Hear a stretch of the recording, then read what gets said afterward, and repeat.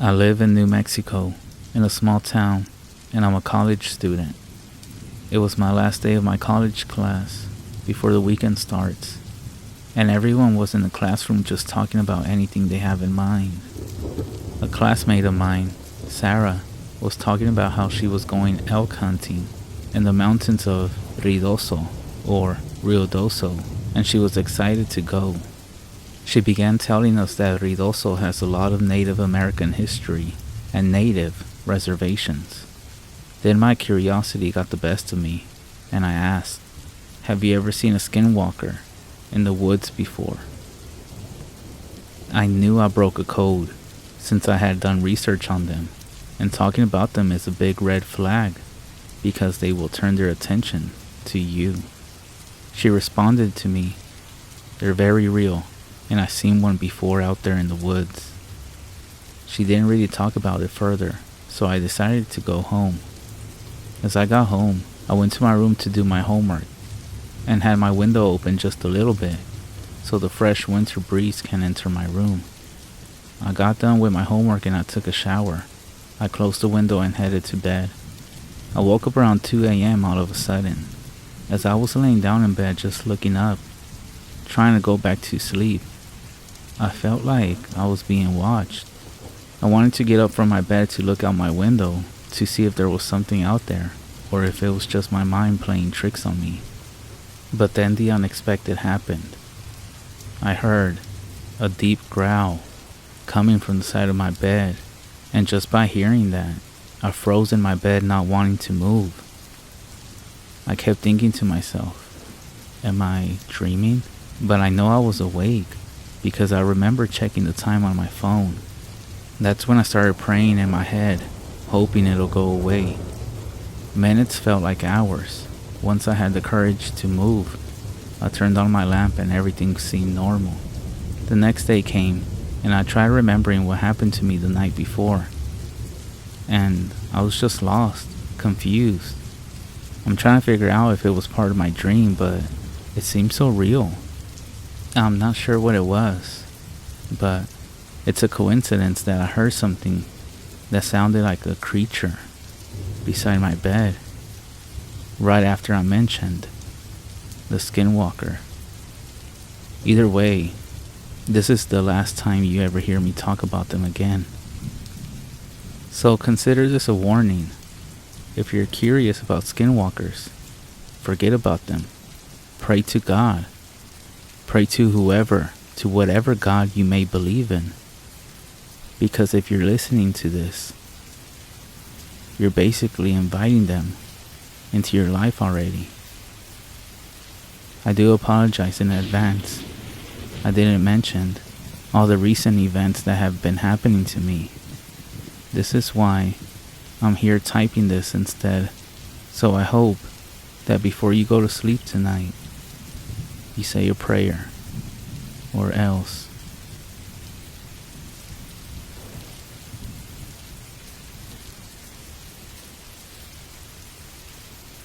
Many of you who love paranormal stuff may have already heard of the word nagual here in Mexico, and I would guess that also in some other countries in Latin America, we call that way people who can shapeshift into animals. Well, here's my story. It was a cold night, I remember, because it was really weird for it to get cold on that side of the country. This was in my parents' house, in a small pueblo, or small town, and back in the day, it was one of the last houses outside of town. Not so many neighbors, but a lot of trees and nature around. The house has a long backyard where we used to have sheep. At one side, a small water stream and trees to the other side.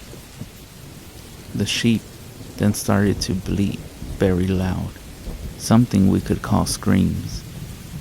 My father then went to give a check on a window in the back side of the house. I still recall his face when he came back quickly, and in a low, urgent voice, he told my mom, "Ve agarra a tu padre y a tus hermanos y diles que vengan ya ahorita. Go ask your father and brothers to come here immediately. They were 4 brothers, my grandfather and my father. When everyone was there, a few minutes later, my father started to tell us what he saw. In the barn, we had 10 sheep. At the moment my father gave a look, all of them were together in just one corner. At the center, there was some kind of big animal. My father described it as a bear, which makes totally no sense, but he said it was big, hairy, and it seemed to be eating one sheep there. This one sheep was screaming really bad. Then, my grandfather told my mom to keep us inside of the house and to keep me in there also with her. If you go outside now, you may catch a bad air. So he made some kind of prayer holding his machete. So his prayer, I remember he said the names of my uncles and also my father's. He then went outside. That's when my grandfather started to yell at the darkness, telling things like, "Vete de aquí, no tienes nada que ver aquí. Deja esta casa. Go away, you have nothing to do here. Leave this house." My father told me that he saw how this thing was in a pose, eating the sheep, which was laying on the ground, still screaming by the way. And when my grandfather yelled at it, this thing seemed to stop and raise its head up towards my family. This thing was only staring at them. Not a single noise, and also no red or shining eyes. Only the shadow looked like it was looking at them. So my father decided to do something at last. He took a big rock, he picked it up from the ground and threw it at this thing. Maybe not the best thing to do in this situation, but I guess this thing was not that strong. Or maybe because it was 6 of us and we all had machetes. But when the rock hit it, this being turned its back and ran away to the forest, running on all 4 legs like an animal would. They then approached the sheep, and my grandpa said how the sheep was on the ground, but it was still alive, but it was completely unskinned. It was horrifying, at least.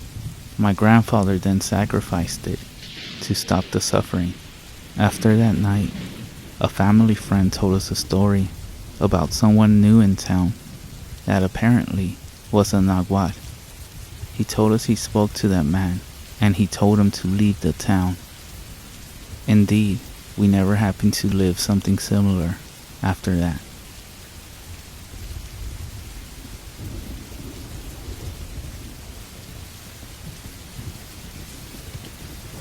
When I went to Mexico with my dad in the mid-80s, they lived in a rancho, and my dad told me to go to bed once because after midnight, some of the animals that have been cursed by witches start to talk, and they will come around looking for anyone who will talk with them. So if you live in a rancho, in a farm, or own livestock or animals of any kind, be careful if you hear them talking to you tonight.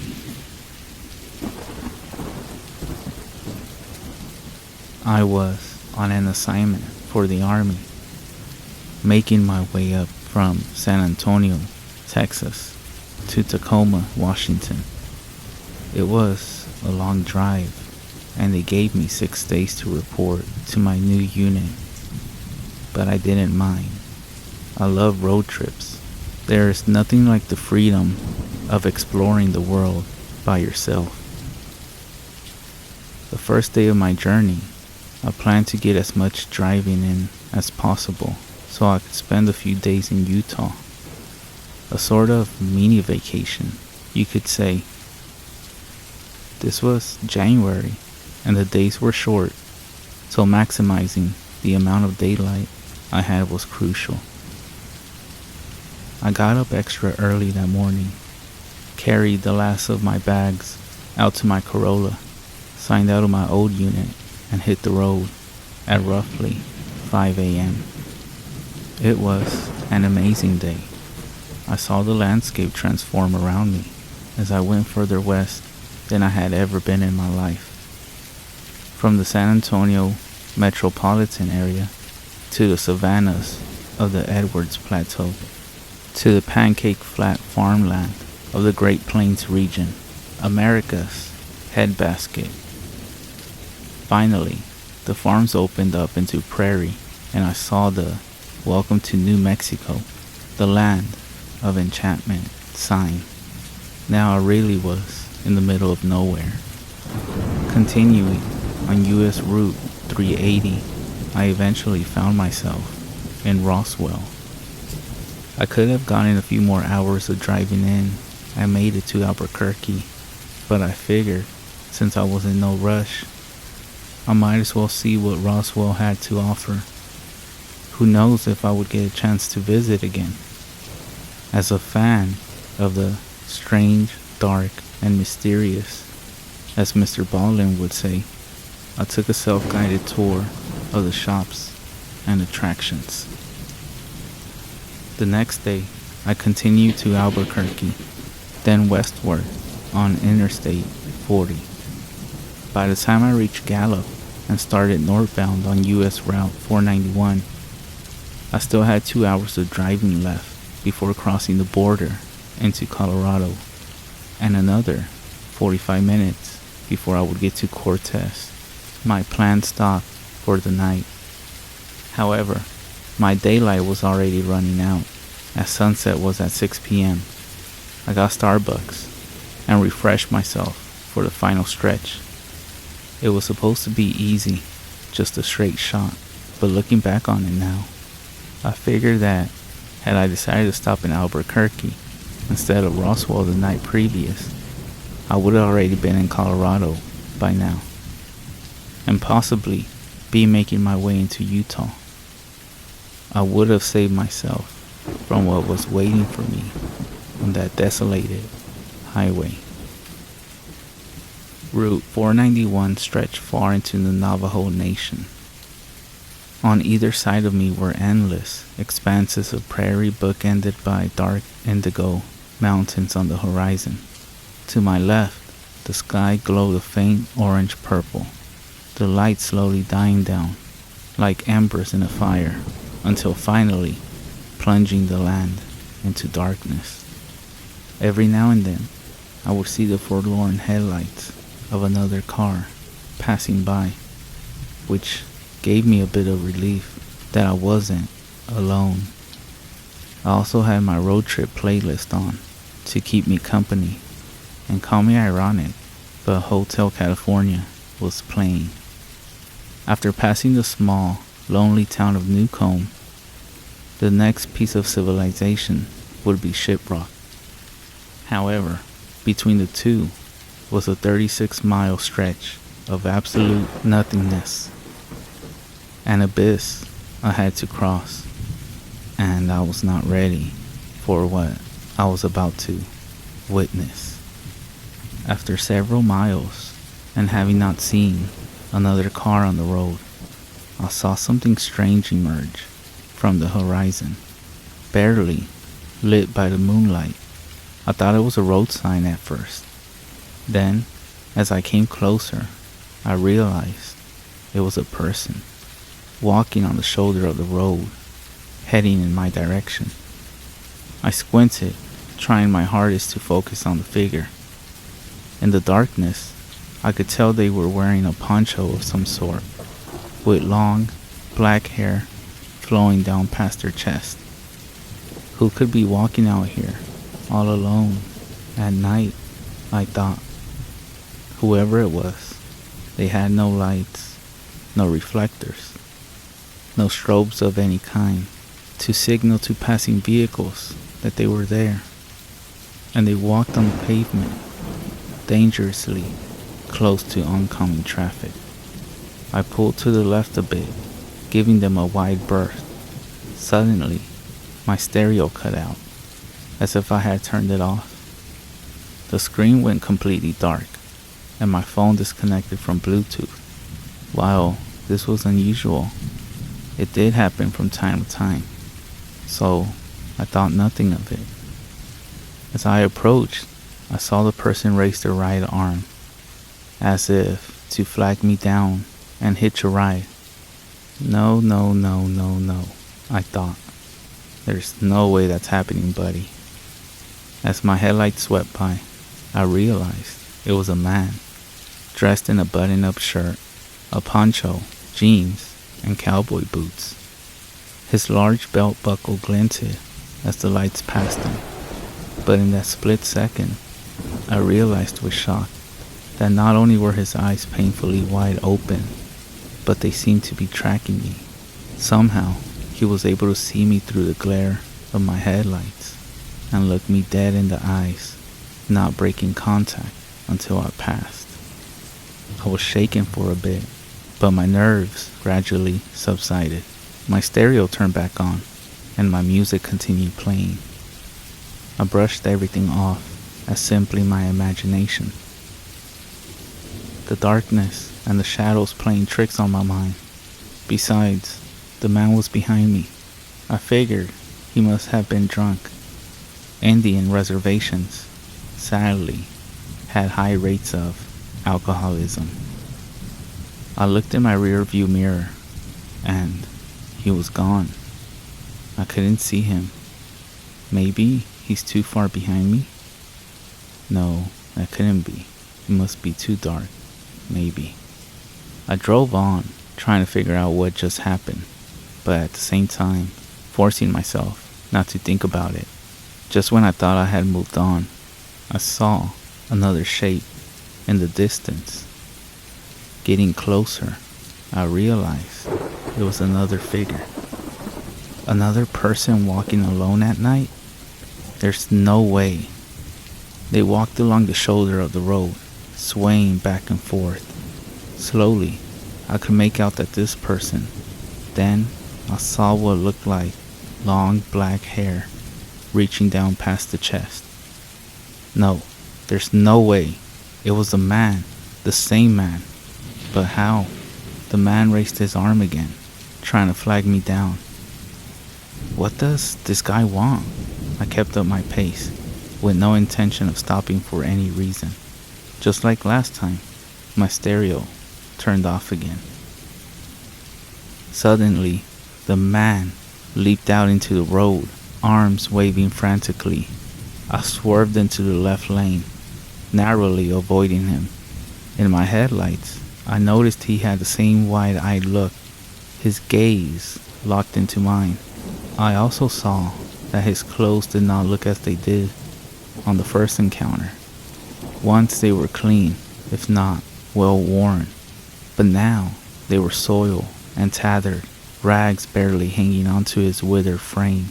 His hair was wild and unkempt, with clods of dried dirt stuck in the locks, but his eyes remained the same. My heart nearly burst through my chest at the sudden shock. Hyperventilating, I slowed down and glanced into the rearview mirror to make sure he was alright. Nothing could have prepared me for what I was about to see. The man was running, and he was sprinting towards me. I centered the wheel and accelerated, hoping to get as much distance from him as possible. But as I continued to speed up, so did he. Faster and faster I drove, but every time I looked in the mirror, I would still see him right behind me, perfectly keeping pace, his body tinted red by my taillights. I could feel my head throbbing and my hands getting slick with sweat on the steering wheel. I was sick to my stomach. There's no way. I looked forward, hoping to see a faint glimmer of light from the town ahead, but I was still too far away. I looked back at the rear view mirror, and the man was gone. I should have been relieved, but I knew better. Where did he go? I looked around, hoping to regain a visual on him. I couldn't see anything. Taking a deep breath, I refocused on the road, but kept my guard up. Just keep driving, I told myself. Only a few more miles to go. Out of the corner of my right eye, I saw something. Another shape. It wasn't a man. At least, I didn't think so. I glanced over, bracing myself for whatever was going to meet my sight. It looked like an animal, some kind of animal, though I couldn't make out exactly what it was. Under the moonlight, I could see it running alongside my car, its limbs reaching out in long strides, its back undulating like a dog. Closer and closer it came. The closer it was, the more of it I could see, little by little. Then I noticed its limbs were far too long for its body. Its body was too short. It had no tail. The head was round, and from it came a trail of long, black hair. I slammed my foot on the gas, pushing my car's engine harder than it had ever been pushed before. By now, I was clocking well over 110. But this creature, it was keeping up. It wasn't phased. It simply ran faster and faster to match my speed. Just what was this thing? How could anyone or anything run this fast? This entity seemed to have endless stamina. Just how long could it keep this up? Just how much faster could it go? Soon, I knew my car would hit its top speed. And then what? How long could it maintain that before breaking down? It wouldn't be long until my engine overheats. But regardless, I would eventually run out of gas. And when I do, what would happen if that thing got me? At 120 miles per hour, my car had reached its limit. This was the fastest I could go, but the creature continued its pursuit. My temperature gauge was approaching the red, and so was my tachometer. I couldn't keep this up any longer. Suddenly, like the beacon of a lighthouse on a tumultuous sea, the first light of Shiprock came into view. It was close, so close. If I could just go a little longer, I could make it into town, to safety. I pressed on. I fixed my eyes on the lights, growing brighter on the horizon. They bloomed outwards, glimmering in the night air. Though it was a small town, it was a sight for sore eyes in my situation. Looking in my periphery, I saw the undulation of the creature's spine as it kept pace with my car. But now it was slipping away, steering far and further from the road. It suddenly hit me just how hard my heart was beating. Beads of sweat dripped down my face. I looked over. The creature was gone. But this time, the feeling of dread had also gone with it. My stereo once again turned back on, and as my music resumed, I took a breath of deep sigh of relief. I let off the accelerator. This man, the creature, whatever it was finally gone for good. Having white-knuckled the steering wheel the whole time without realizing it, my hands were extremely sore, but I was glad to have made it through. A week later, I told another soldier in my unit about what I experienced. Being originally from Albuquerque, she was familiar with the Native American legends of the Southwest. The conversation steered towards a certain creature that she would not dare speak the name of. She also told me that the highway I took was well known for all sorts of paranormal phenomena. Google what Route 491 used to be called, and everything will make sense. Be careful out there.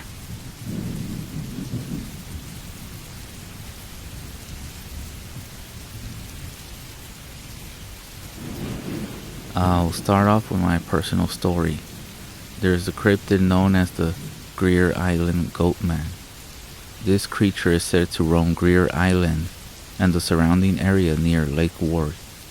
Even though the story doesn't take place at the lake, it takes place by another close lake. I'm not going to share this specific lake for privacy reasons. Anyways, when we were kids, my cousin, who is 8, lived by the lake with my sister, who is 10, and I, who is 12, as well with his cousin, who is 13.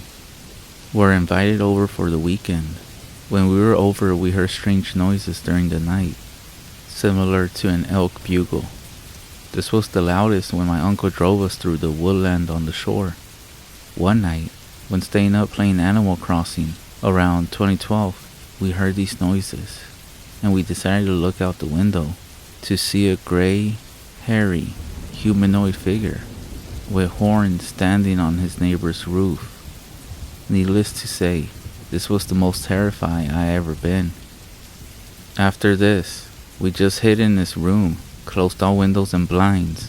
We didn't go get our aunt or uncle because he had a baby brother, and we didn't want to disturb him because we thought that the crying would end up attracting this thing.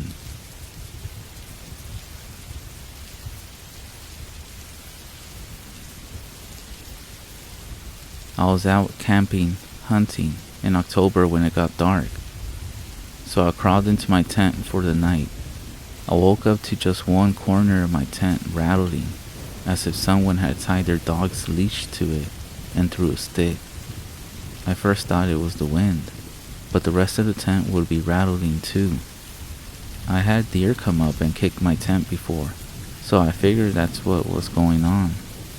I slapped my hand on the tent floor and yelled something like, "Get the fuck out of here," or something similar. The shaking stopped, but then the top of my tent was hit really hard by something. It even broke one of the tent stakes. Right afterwards, I heard this noise. I have trouble describing it exactly, but to me it resembles an elephant's rumble, mixed with the noise of an older man getting out of a recliner. It was deep and loud as I felt the noise right in my ears. Now I won't lie to you, at this point, I'm shitting my pants and kinda just lay there frozen stiff. After the noise I thought I heard it walk off, but it was too faint or distant to really tell. I remember laying there the rest of the night wide awake till the sun began rising. I packed up and hauled ass out of there. Never camped or hunted around that spot again. I went back 4 times during the day, and I feel nervous being there. I can't explain my encounter, as I have no evidence other than a broken tent pole, which I threw out. And I am hoping for a logical explanation to this, because I don't want to say it was Bigfoot. I grew up watching Bigfoot shows and stuff, and I've grown to be a skeptic because I always try to find a logical explanation. But with my encounter, I just don't know.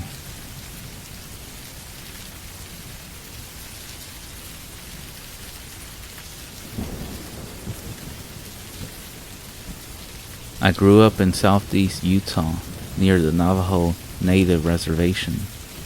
One evening, we were coming across the reservation from Flagstaff, Arizona, up to Bluff, Utah. And as we are coming across the stretch of highway, late at night, we see this dude standing in the middle of the road. Like, literally, in the middle of the road, in the middle of nowhere. We slow down, and as we get past him, he runs off into the bush and we don't see him ever again, even though we stopped with flashlights out there. I'm pretty sure this was a fucking skinwalker. And to be honest, this is the fucking reason I moved out of Utah, because of creepy ass stories and experiences like this.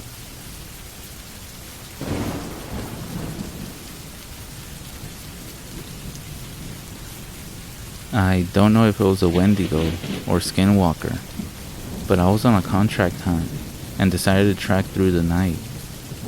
I had strapped on some layers because it was getting cold. I was walking, I began to hear a clicking noise, like teeth clicking against each other, and it sounded like it was behind me, and I flipped from night vision to thermal and turned around to see nothing. I kept following the trail and heard the clicking noise again. So I turned around and even looked in the trees, but I didn't see anything. I eventually got to a clearing, and that's when I heard it, the clicking again, but much louder and faster. I thought whatever it was behind me, but I turned on thermal again and saw something across the way, about 200 yards away, and thought it was a bear, but it was bipedal and almost looked human. That's when I screamed, friend or foe, and I got no response. I then screamed again, and it then gave out what sounded like a bear roaring, and I raised my gun, and before I knew it, it darted into the trees, and I never saw it again. I never heard the clicking noise on my way out, but I refuse to go back there again.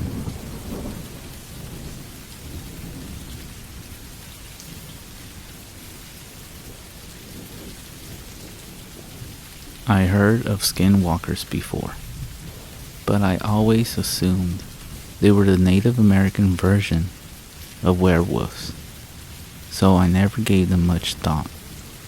Until last week, when one of my coworkers in my new job told me that they were his most feared folklore creatures. He's originally from Utah, so that makes sense. He suggested some YouTube videos to watch on the subject, and after work that night, I watched about 4 or 5 of the videos. Now, I totally understand his stance on them now. I live in South Carolina, so to be completely honest, I wasn't too worried about the possibility of running into one. My coworker told me that they were basically a Midwestern thing. I would be more worried about Wendigos if I were you. He joked the day after I watched the videos. We had a good chat about skinwalkers and Wendigos during our shift and just revel in the creepiness of them. I mentioned how one of the tales said that the more you talk about skinwalkers, the more they're drawn to you. And he made sarcastic ghost noises to keep the mood light. The night I showed the videos to my fiance, she was way more creeped out than I was. I became kind of obsessed. I love scary things and couldn't help but watch every video I came across. I talked about skinwalkers with my other friends who love horror, looked up skinwalker art, read true skinwalker stories on Reddit, just drove head first into all things about skinwalkers. This went on for a few days until I started feeling a little burned out on the subject. I live in a fairly nice neighborhood where all the houses are on one side of the street. On the other side is land that used to belong to the local elementary school. The building is on the next street over, so basically it was like the school's backyard or whatever. However, the school shut down about 30 or 40 years ago, and the county just let nature reclaim it. So, directly across from my house is an old chain link fence and just overgrown woods. 2 nights ago, I was smoking a cigarette and I heard some leaves rustling across the street. I didn't bother looking up from my phone. I live across from the woods, so it must have been a deer. The rustling stopped, then it started again, and it sounded like whatever was over there was running back and forth along the fence line, panting like a dog. This, however, caught my attention. There had been a few cases of rabies in my town because of a strange dog that was running around in the middle of the night, and it was definitely something I wanted to keep my eye on. I look up from my phone in the direction of the sounds, and they just stopped. It was like the thing knew I noticed it. I strained my eyes trying to see what it was, but it was obscured by the overgrowth. I didn't look away. Must have stared at the spot for at least a minute. It didn't make another sound, didn't move, so I knew it was still there. A chill ran down my spine, and I began thinking of every Skinwalker video I had watched over the last week, and I felt sick to my stomach. I quickly put out my cigarette and went inside. The next morning, I took my dog out for a short walk. She's a pug zoo named Honey and is like my child. Me and my fiance taught her that pee-pee poo-poo means it's time to go outside to potty. It's the cutest thing. Anyway, this particular morning, I take her out to the front yard to do her business. She pees and then walks around sniffling for about 5 minutes before walking to the side of the street and sitting down. She's never done this before, so I was a little annoyed. I tugged on her leash lightly and tried to bring her back towards the house. "Come on, honey, gotta poo-poo." She didn't budge. This dog could be stubborn sometimes, but this was something else. She tugged back against the leash and just stared across the street, sniffing the air occasionally. It was then at that moment that I realized she was staring at the exact spot that I had heard the thing the night before. I got goosebumps, and I quickly picked her up and began walking back to the house. As I got closer, I noticed something on the ground by my front steps. It was one of the Halloween decorations my fiance had put up on our house. Plastic black roses with plastic eyeballs and spiders on them. The stems were wire, so they can be wrapped around things to keep them secure. This flower was torn apart. Something had come into my porch, taken down the flower, and torn it apart, leaving it in the front of my steps. I picked up the flower and threw it away. I didn't tell my fiance. I didn't want her freaking out. The rest of the day went by uneventfully. That night, I told my coworker about what happened, and he looked a little concerned, but brushed it off. He said what I heard was most likely just a dog, and the flower was most likely knocked down by the wind. I had my doubts. As I was walking to my door after getting home from work last night, I heard some panting as the night before, and the clicking of claws against asphalt. I turned quickly to see a dog that looked like a brown mangy bull terrier hauling ass down my street. The street is about 40 feet away from my front porch, so I couldn't get a great look at it, but I could tell it was only running on 3 legs because one looked mangled. It turned quickly and darted into the tree line across the street through a part of the fence that had been pulled back. The fence wasn't like that earlier in the day, and that's when I noticed that the dog didn't have a tail. I almost threw up. Skinwalker legend says that when they take the form of an animal, they never have tails. I tried to rationalize it to myself.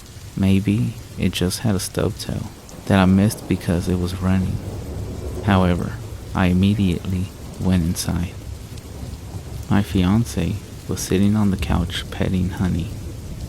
She could see I was upset and asked me what was wrong. I told her nothing, just almost got clipped by a car before I pulled into the driveway. She got up, hugged me, and cursed the person that almost hit me. She then asked me if I could take Honey out for pee-pee poo-poo because she had been creeped out by all the spooky videos we've been watching and didn't feel comfortable going outside at night by herself. Honey perked up. She ran to the door and looked between me and the door all excited. I stared down at her for a moment before agreeing to it. I'll just keep her close to the porch, I thought. We walked off the porch and she quickly tried to walk to the street. I tugged on the leash and she tugged back. She eventually moved to the edge of the porch and peed. After she began walking around sniffing, I told her the usual line. "Come on, honey, gotta poo-poo." She huffed at me, sniffed around some more, and eventually started pooping. I was on the edge the entire time we were outside, but being around her helped me calm down just a little. Then I heard it from across the street. "Come on, honey." My voice, in the exact same tone and inflection as I had just said it, it sounded staticky like an old radio broadcast, but it was definitely my voice. Honey then stopped what she was doing and stood alert. She looked over to me and cocked her head. "Come on, honey, gotta poo-poo." Again, my voice called from across the street. Honey began whining, looking from me to the woods across the street. I picked her up and I began backing up to the steps, not taking my eyes off the part of the fence that had been pulled back. "Honey, come." The voice sounded firm now, like it was getting aggravated. Honey squirmed in my arms, whining. I didn't know if she was trying to get out to go to the voice or to run inside, but I wasn't taking any chances. I turned and bolted up the steps and to the door. As I walked inside, I turned one last time to look across the street. There, standing in the part of the fence that was pulled back, was the dog.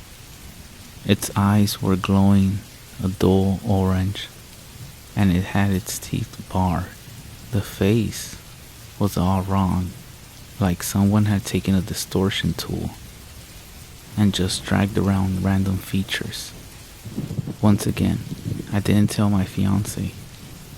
Stupid horror movie cliche shit, I know, but I really didn't want her losing her shit. I just told her there's a strange dog running around the neighborhood, so to not take Honey out at night. Later that night, after we had gone to bed, I woke up to the sound of footsteps pacing back and forth outside my window. Against my better judgment, I rolled over to try and see it, and then the pacing stops. "Come on, honey." My voice called out, cutting through the quiet of the night. I prayed my fiancé didn't hear it. It called out 2 more times before I heard it walking away. I didn't sleep a wink the rest of the night. Today, when I get to work, I'm going to ask my coworker what I can do to get rid of this thing. I'm scared. I don't think there's a way. But if anyone knows anything, please let me know. Come on, honey.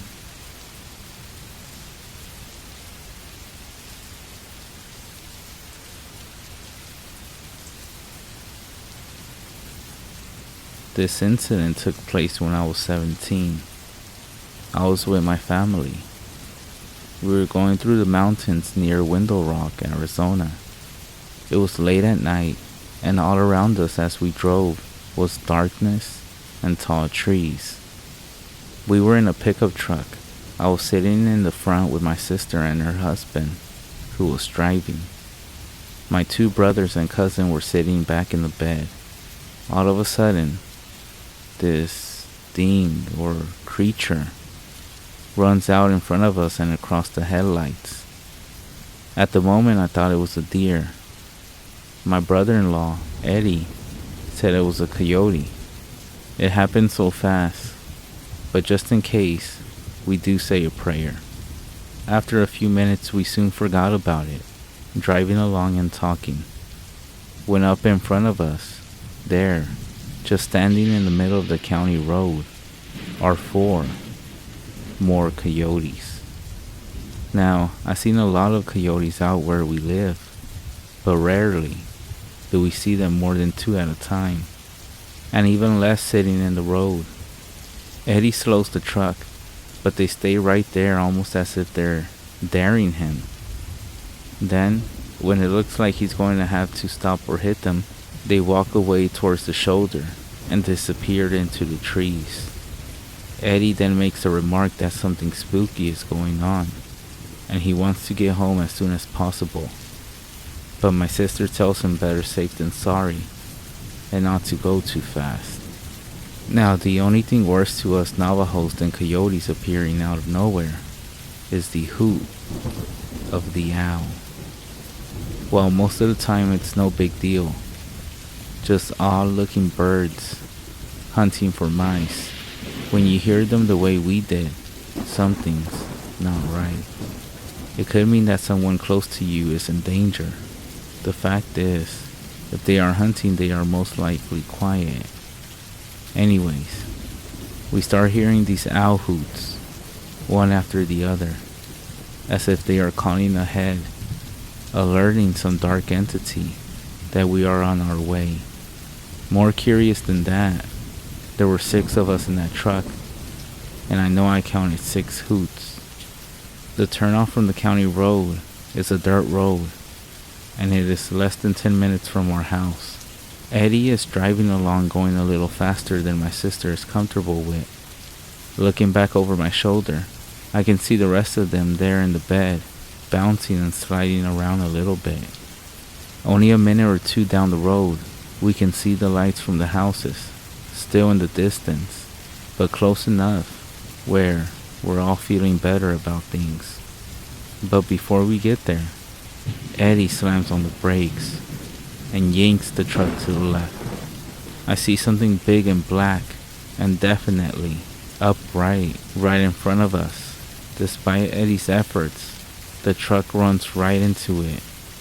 We hit it so hard that it sounded like a gun going off. I was holding on tight to the door and seat, but I could hear the rest of my family being thrown around in the back.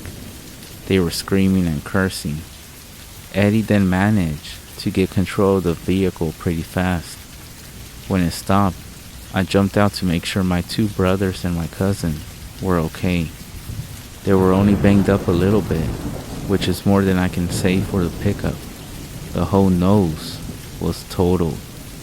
The only thing still intact was one headlight, which was still lit up.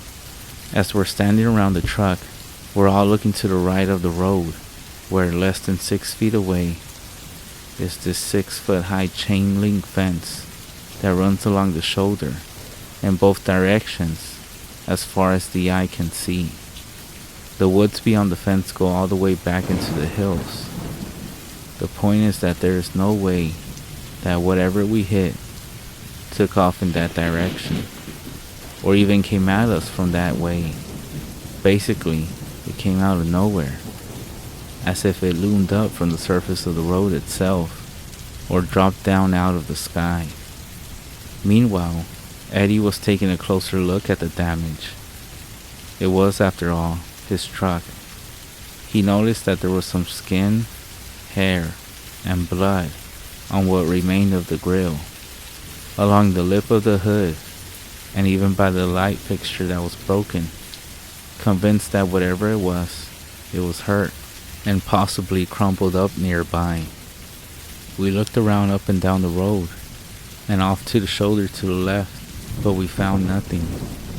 As it was really dark and things were kind of eerie, we decided we would come back when the sun was up and look around. We all piled back in the truck, but Eddie couldn't get it to start. He would turn the key in the ignition and not even get a sound, as if there was no battery. The funny thing though is that one headlight was still on. Go figure. No sooner had Eddie finished cursing and punching the steering wheel when we hear off in the darkness and in the trees to the left some whistling and laughing, as if someone is playing games with us. 1 second it seems to be coming from over here, the next second from over there, and then after that from back a ways. It went on like this for like 10 minutes. My sister tells us that it's a skinwalker. and then she starts whispering Navajo prayers. By this time, only my sister is still in the truck. Eddie and I are standing by the bed on the driver's side, and my other two brothers and cousin are in bed. My older brother, Nicky, is unafraid. He thinks that it's just some idiot in the woods, and volunteers to run to the house and come back with my father's car. The house is less than a mile away. No sooner does he start jogging off, we hear the same laughing and whistling go with him, as if he is being followed. He told us later that he was aware of it, and even though he thought he heard his name being whispered, he just kept jogging along all the same. About 10 minutes later, we see these headlights coming towards us. It was Nicky. When we all got back to the house, Eddie called the sheriff to report the accident. It was super late, but he told Eddie he would meet him there and have a look just in case somebody did get hit. I went back with Eddie in my dad's car. The sheriff showed up a few minutes later. He had one of those industrial flashlights, but as much as he looked around, he couldn't find anything either. He agreed by the look of the hair left behind that whatever we hit, it wasn't a deer. When we told him about the whistling and laughing, his whole demeanor sort of changed. It was obvious that he was no longer interested in standing out there in the dark. He went back to his car and wrote out one of those little accident reports and gave it to Eddie. The next day, my mother had a friend of hers come to the Hogan. She was this really old woman that we were afraid of when we were kids. She had this small crystal, sort of pale yellow in color, that she held up and looked through, as if she could see into the past.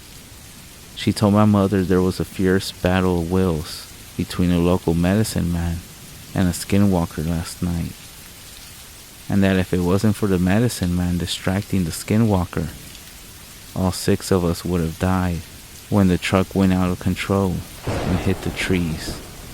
She never did tell us who that medicine man was, or the skinwalker, though she did tell us that she knew them both. And interesting enough, when Eddie went back for the truck the next morning, it started right up without a problem. So if you're ever traveling through a Navajo res or Navajo nation or around here at night, pray to whatever gods you have that your car does not stop and that you don't run into any dog, coyote, deer, or any animal.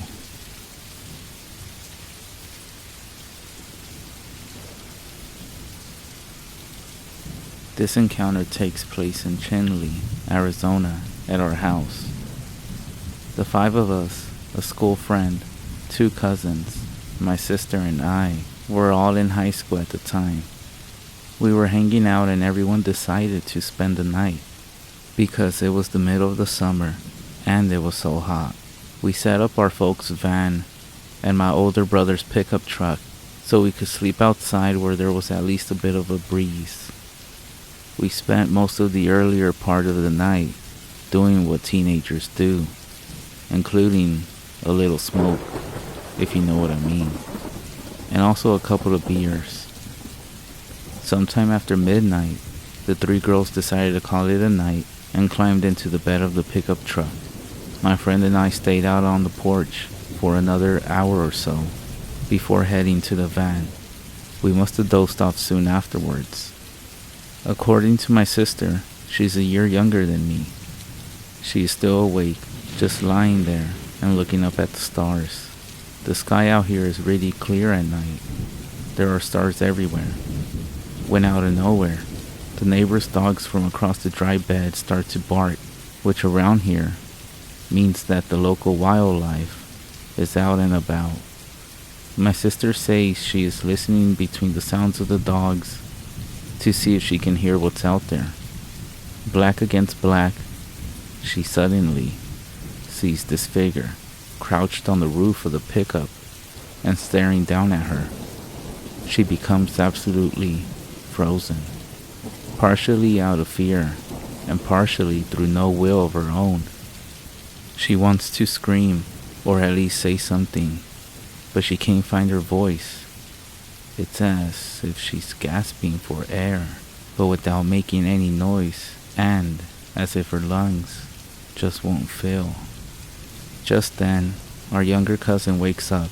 She says because out of nowhere she gets this feeling of intense dread. She sits up kind of suddenly, and at the same time, it is like my sister is released from a spell.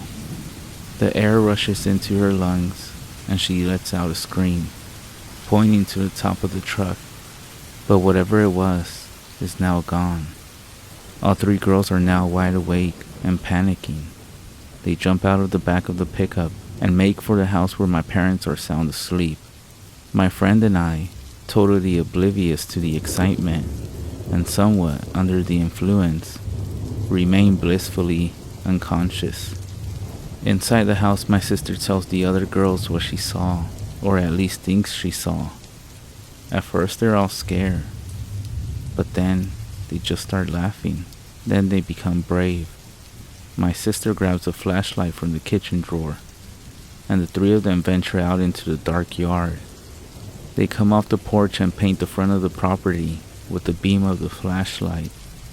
They see nothing of interest. Now they head towards the back of the house, all together as if the light is some kind of shield.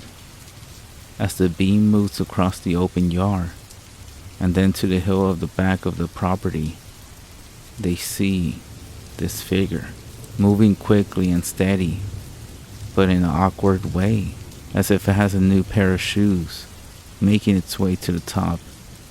Before they can get a good look, it disappears over and down to the other side. My sister wants to go after it, but my two cousins pull her back towards the house. They go inside and wake up my parents. My mother refuses to leave the house, but my father, thinking that he's got some sort of thief running around his property, grabs his shotgun, 20 gauge, and makes for the hill. Of course, whoever or whatever it is no longer to be seen. He fires off 2 shots into the darkness anyway. Not that she needs to after those 2 shotgun blasts, but my sister then comes over to the van to wake us up to go inside the house. The only thing I'm asking is why the old man is blasting away into the night. She tells me her story. My friend, who definitely partied harder than I did, doesn't stir an inch.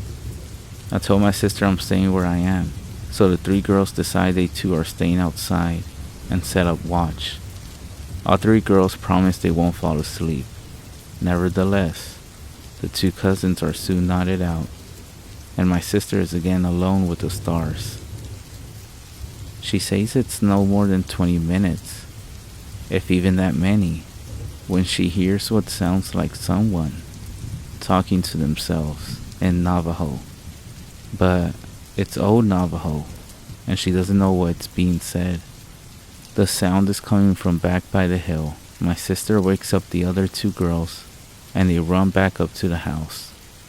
My sister makes her way back to my parents' room. My dad is out like a light and not responding. My mother, however, is talking in her sleep, as if she's admonishing someone. At the same time, she is invoking the name of Jesus. We are Christian after all.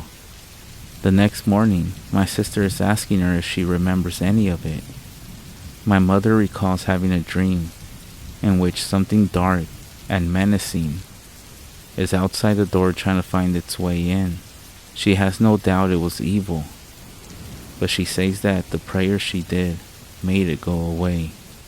Anyways, at the same time my mother is talking in her sleep, my sister feels a presence to the back door of the house of something she describes as evil. All 3 girls swear there's a heavy smell of something dead, which makes them nauseous. No sooner does my mother name Jesus, the feeling and the smell go away.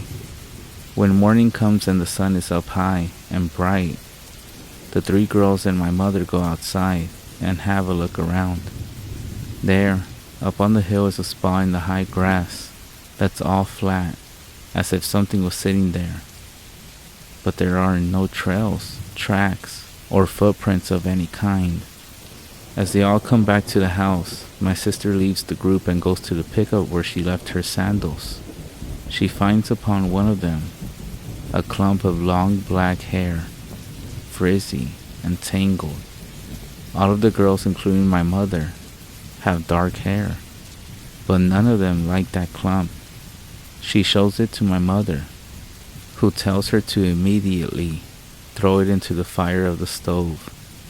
She tells her it is the mark of a skinwalker who intends to do bad medicine and must be destroyed.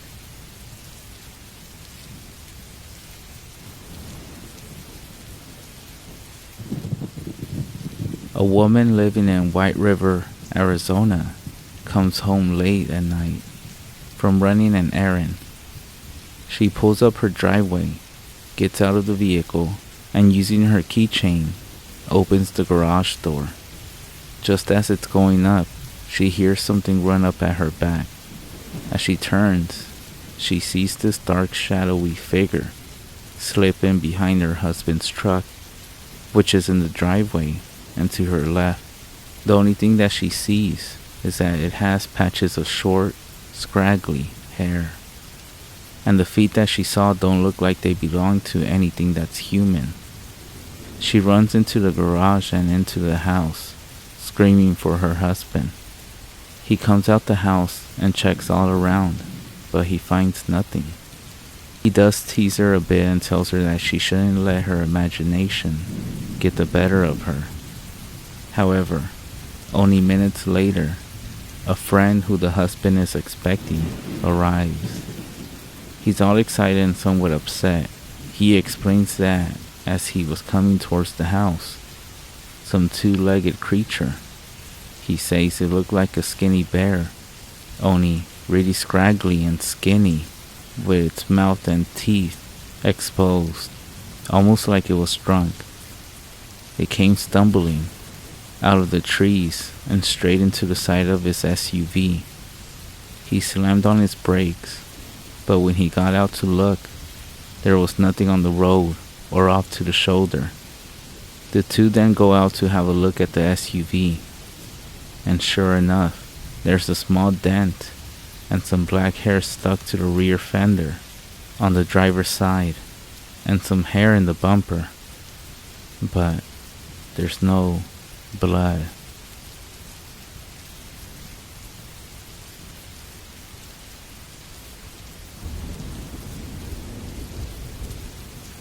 I recently moved to a house in Russia. I spent a few days in there, and I did not feel anything was wrong. One day, I decided to explore the snow-covered terrain, as staying in the cabin had become boring. I then noticed there were scratch marks on my door.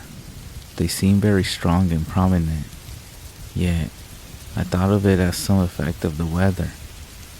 There wasn't anything interesting, only the intriguing environment of the place itself.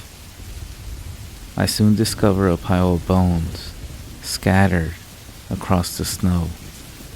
I shook it off as a kill or a hunt of some sort. I kicked at the snow in hopes of finding a decent object that would be the highlight of my day. Along with the last pile of snow I launched, what seemed to be an old phone suddenly appeared and landed right onto the pile of snow. It seemed to be a very early phone. It was also heavily stained with red paint. I felt it would be wrong to switch on the phone, but I was too curious, and it was tough to resist the temptation. After I returned, I charged the phone, and sure enough, it opened up. It seemed to have been recently bought before it was lost or disposed of. All the applications were there, like the ones that you can't delete, but nothing else. I viewed the photo album and I saw a video, one that dated back to December 7th of 2011, but it was all black. The first 2 minutes were continuous crunching, so I assumed the person wasn't intentionally filming that. Suddenly, I heard what sounded like murmuring. I kept repeating that part and made out that the person was whispering some words, and then it was silence. I assumed the video was over. Upon leaving the video, I discovered it wasn't over. There were still at least 3 minutes remaining. It was silent for a minute before I heard a loud roar. And then there was a really loud strike. I could have sworn I heard a bone crack. It was followed by a loud crash. There was silence for a moment before I heard one of the most terrifying ends anyone could meet. I continued to listen as the roars began to fill my ears. Then, out of the blue, a series of blood-curdling screams drowned out the previous sounds. It continued on, and the screams became more desperate, getting loud. I could literally hear sounds of bones crunching. The screams were so loud at this point, and 2 audible cracks were the last thing I heard before the video went silent. I then knew that the scattered bones weren't from an animal in a kill, and that the phone wasn't disposed of, nor was the red paint on the phone actually paint. And most terrifying of all is that whatever the hell caused this, it knows I am here.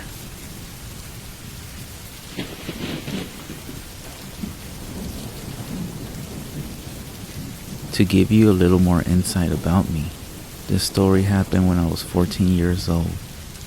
I was at my friend Emily's house, since back then I lived there for personal reasons. Anyways, it was about 1 in the morning, and her parents were gone for the night. We were watching scary movies and eating out on snacks like we usually would every weekend night. After our movie, I got up to go to the restroom, and I let my friend know that I would be back. She nodded before opening up her laptop to message her boyfriend at the time. As I walked down the dark hallway and I was coming across the bathroom, I heard my friend's voice call out to me, but it was coming from the back porch that was on the right side of the hallway, which immediately struck me as odd because I never seen her leave the room or even walk past me. And why would she be outside anyways at this time? Her voice called out to me again, so I couldn't help it but walk out to the back porch. It does take a lot to scare me after all, so I wasn't bothered by this. As it turns out, it was the biggest mistake ever. A red flag should have went off right then and there when her voice became silent as I stepped outside. I called her name softly, but she didn't reply. I called her name once more, but this time, louder. And again, nothing but silence. I stepped off the porch into the grass looking into her wooded backyard, a little pissed off now because at that time, I figured she was trying to prank scare me, like she always was. It was a normal thing for her, but when I yelled her name again, a voice spoke. But it wasn't hers, it was another woman's voice. "Help me, please, for the love of God, help me." Okay, now I was officially freaked out because there was no one around for miles besides her one neighbor that lives a little ways into the woods. I found myself not being able to move. Curiosity maybe? But the bushes started rustling and what looked like a dog stepped out. At first I thought it was her neighbor's dog that must have gotten out again because it has happened before. But when this thing stood up on its hind legs, it was about 7 feet tall. That's when I really froze up. What the hell was this thing? I asked myself. I never met any human that's this tall in my entire life. Then it started to move towards me. It was walking kind of like a human, but wobbling like a baby taking its first steps. I found myself not being able to move, to get out of there like I should have. That is, until I heard the slider door being opened, and the real Emily's voice speak. "Lana, what are you doing outside? I looked around my whole house for you." As soon as she finished her sentence, I ran inside as fast as I could and pulled my friend inside before shutting the door and locking it while closing the blinds. I did this to every room, even the basement, locking all the windows included. All the while, Emily yelling at me, asking me what the fuck was going on. I took her arm and raced into her room before slamming her door behind us. When she finally realized how terrified I was and how badly I was shaking, only then did she ask me, "Jesus, Lana, what's the matter? You look like you just seen a ghost." I finally calmed down enough to begin to tell her what I encountered, but before I got the chance to fully explain what happened, I heard extreme banging on my friend's window, which shocked us both, and we both shot up at least 10 feet in the air. I whispered, "Fuck." I realized I forgot to shut the blinds. I didn't have the heart to turn around, but when Emily's face went pale, I didn't have a choice but to look behind me. I really wish I hadn't. There, that thing was, looking into our bedroom window. I couldn't even begin to explain what it looked like.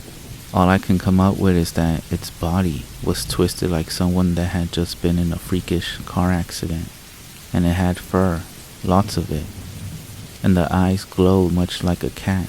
A high-pitched noise escaped that thing's throat, making us not only cover our ears, but we both screamed as hard as our lungs would let us. I threw my friend on the floor before zooming into her parents' room to get her dad's .42 rifle. But when I came back, the noise stopped, and that creature was gone. Emily was rocking back and forth, holding her knees close to her, shaking and crying. She saw its face as clear as I did. The rest of the night, we had all the lights on in the house, and we stayed huddled together in the living room with the rifle right under my legs. Finally, after what seemed like years, the sun rose and her parents walked through the door. Instantly, her dad noticed our fear-stricken expressions and his gun under my legs. They sat down and softly asked both of us what happened. When I explained it, they shared worried glances before announcing that we were moving. We never asked why. We were just happy to get the hell out of there.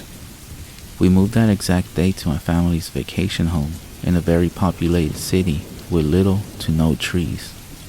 When my own parents got home, and we told them, they had the same reactions. And they told me I could never go out after dark alone, and to stay away from wooded areas. Of course, I never questioned it, and to this day, I don't know if it was a skinwalker that some people believe in, or if it was an imposter. What I do know, though, that it was not human.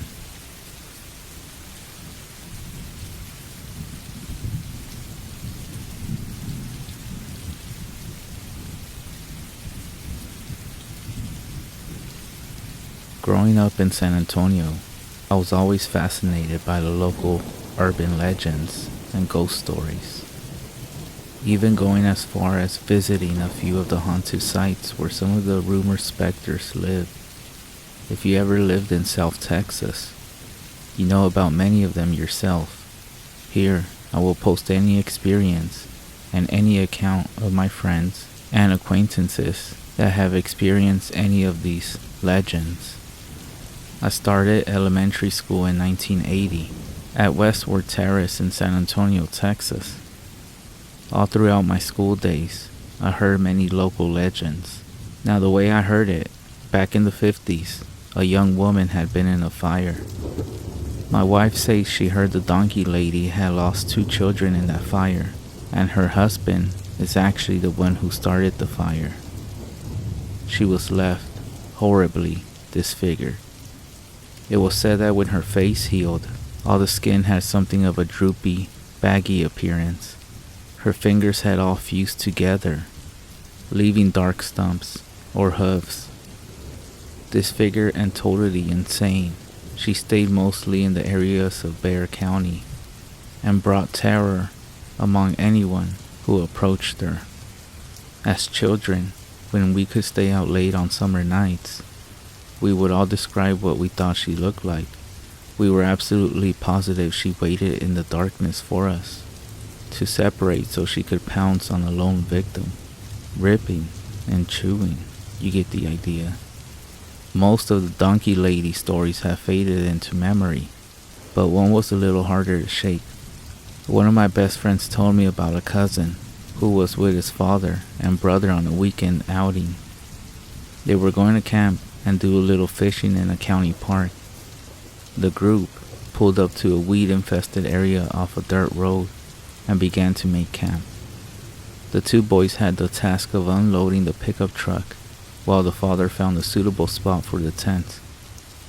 While they were unloading the truck, one of the boys heard a rustling in the weeds just ahead of the truck. He told his brother, who in turn called out to their father to come back to the truck. The three of them watched the tall weeds beneath the oaks away from the road bend under the weight of what was apparently a large animal. Then they heard a strange, snorting sound and a high-pitched snarl. The father, not recognizing the sounds coming from this animal, decided they should find another spot to set up camp. The three of them quickly threw the tent, sleeping bags, and gear into the back of their truck. While packing up, the father watched out of the corner of his eye as the weeds shook nearby. Whatever or whoever this was moved away from the trees and began heading for the general area of the road. The father urgently whispered for the boys to get in the truck fast. All three of them were in the truck in a flash, and the father started the truck up. He put the truck into gear and was just pulling out in the road when something fast and large burst out of the weeds and ran at the front of the truck. Seconds later, something bounded up onto their hood and began shrieking at them through the glass. It was the ugliest thing any of them ever saw. They swore it looked like a donkey, but it was mostly human. It then screamed at them more as the truck continued to move away from the weeds and into the road. It used its deformed hands to punch at the windshield and broke it in many places. The father hit the brakes. This thing slid off the hood and onto the dirt road. Throwing the truck into reverse, the father floored the gas pedal and put some distance between them and the thing, backing into the weeds off the road. He then put the truck into first and stepped on it again. Whatever this thing was, it was coming up on them fast. They said it almost looked like a wild animal with an incredible look of rage and hatred in its eyes. The truck sprayed dirt off from the road at the beast as they pulled out, slowing it down just enough for them to get away. The donkey lady had finally dropped back and headed into the weeds. After the story was told, my friend let it be known that he thought it was a nice story. But then he was taken outside and shown the truck. The windshield was almost knocked out, the hood was dented, and its paint was scuffed and scraped. So if you ever visit San Antonio, aside from going to the Riverwalk and many attractions around, and the creepy haunted places, stay away from camping sites. You might just encounter the donkey lady.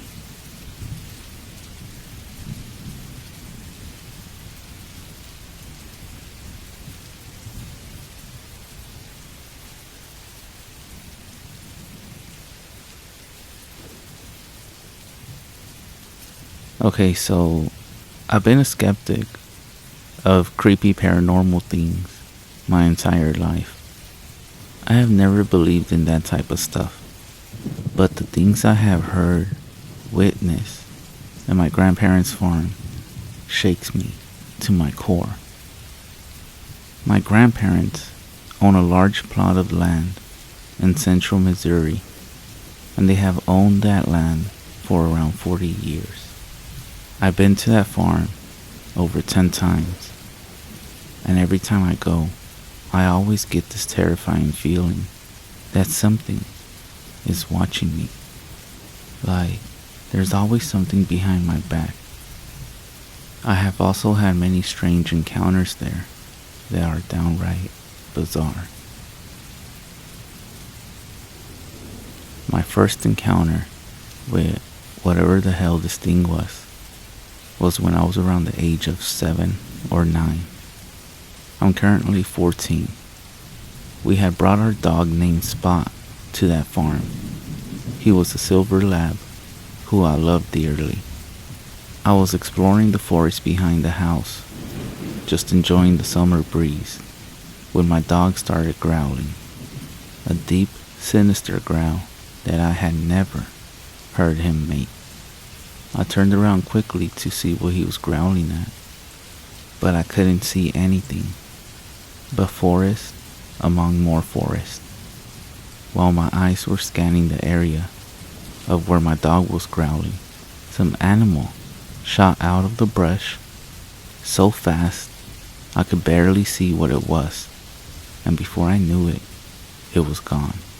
I sat there for what felt like an eternity, absolutely flabbergasted by what I just witnessed.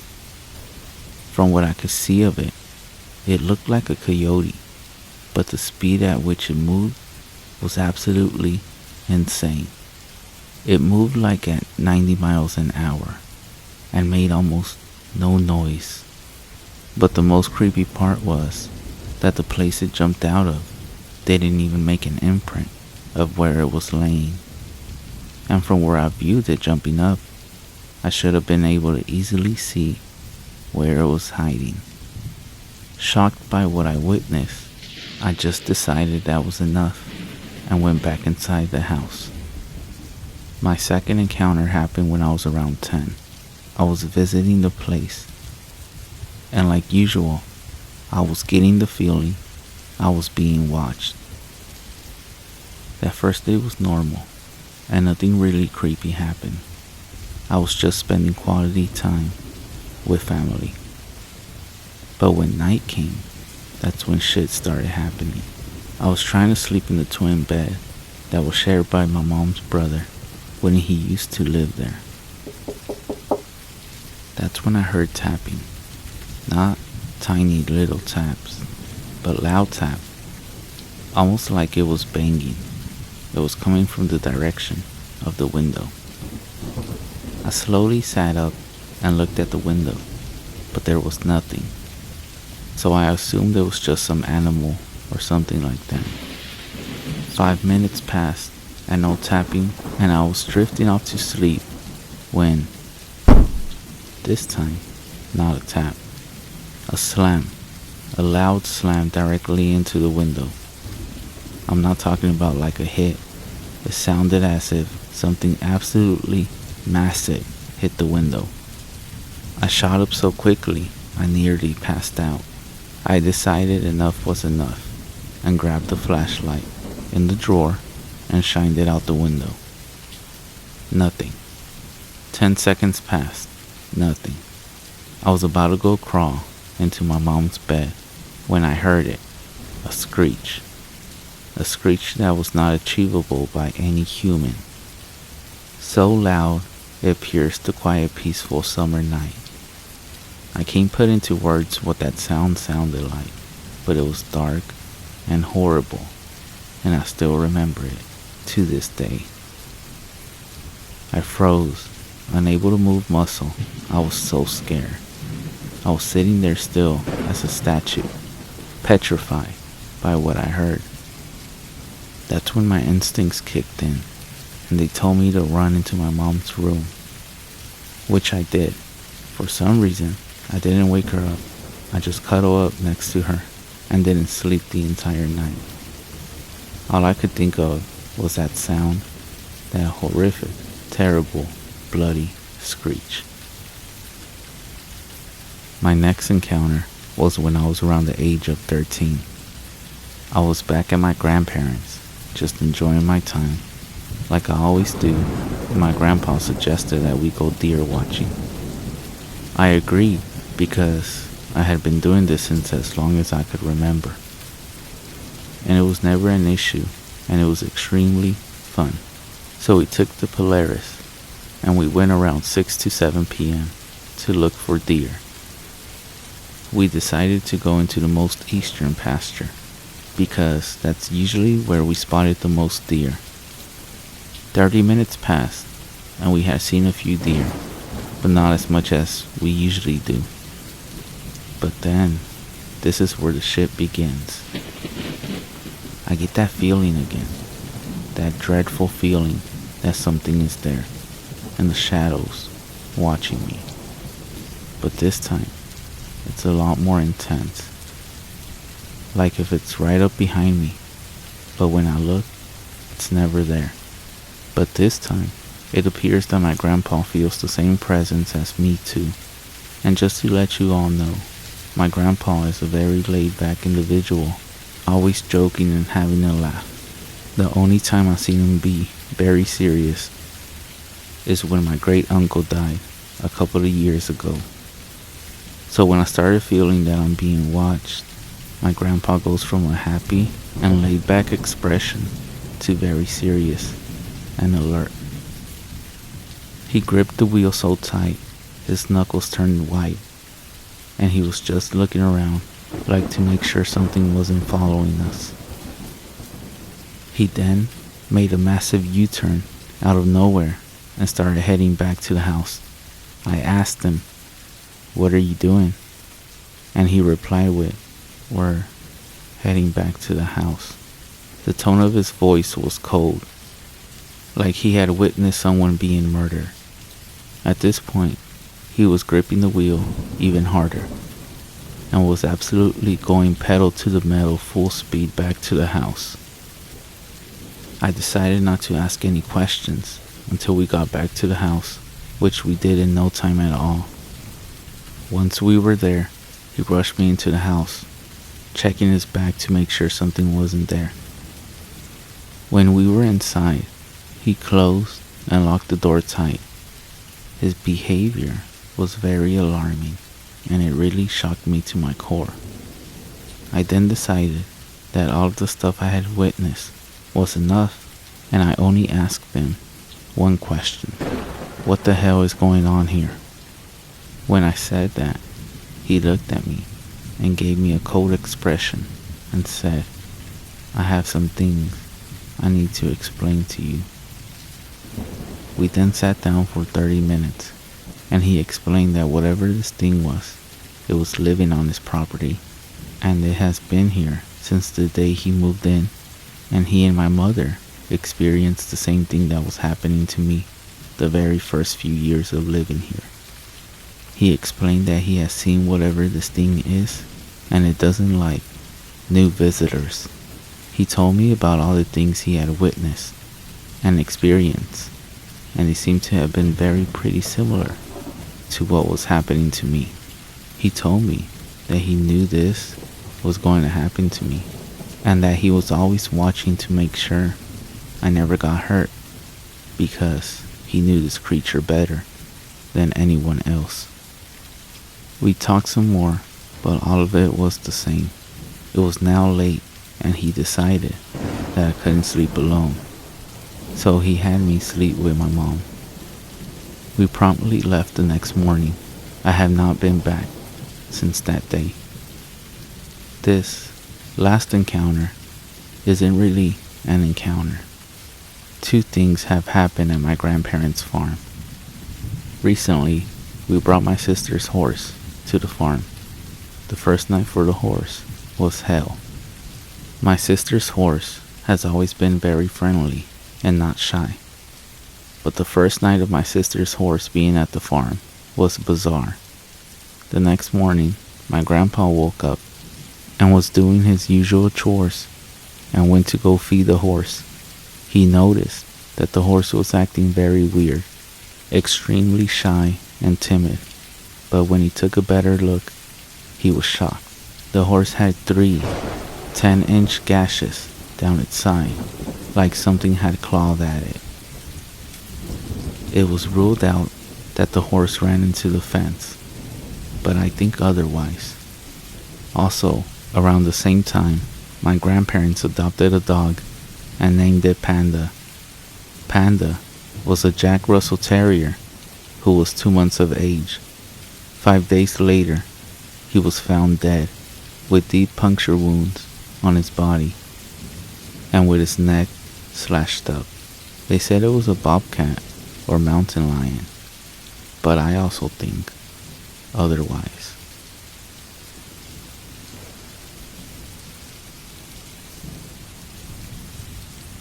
Super creeped out by my experience I had over the weekend and curious what others think.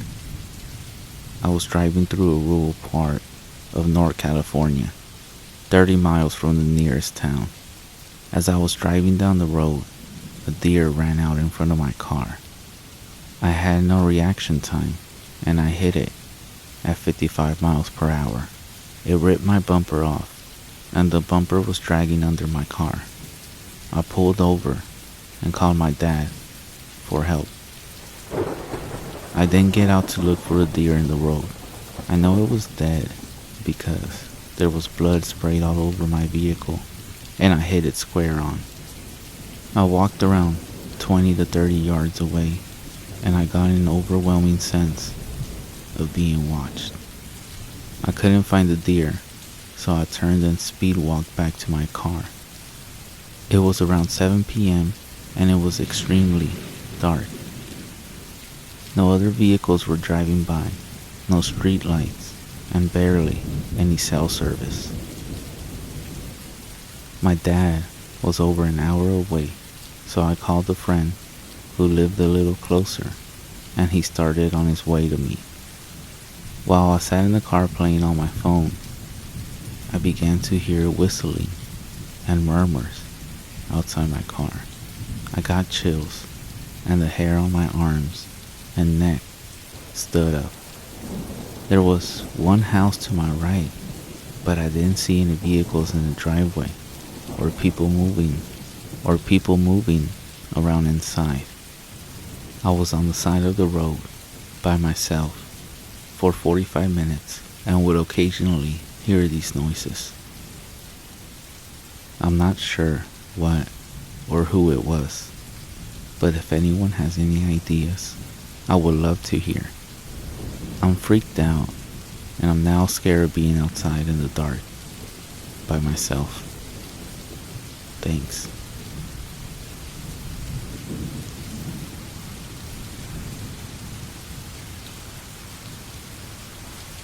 My roommate has told me the story a few times, and I want to see if anyone else has had similar experiences. As he tells it, he was driving home super late at night, maybe around 3 or 4 a.m., in a suburb of Phoenix, Arizona. Both times that this occurred. The first time, he was driving alone on a road that has an open field to the left of it, when out of nowhere, a black figure on all fours bounds up out of the field, comes up out of the field and across the road in front of his car. As soon as the figure got to the other side of the road, it stops with inhuman quickness, turns around, and looks directly at my roommate. He described the figure as looking simian, completely black, except for the face. The creature's face was a stark, white, human face. Not white as in Caucasian, but white as snow.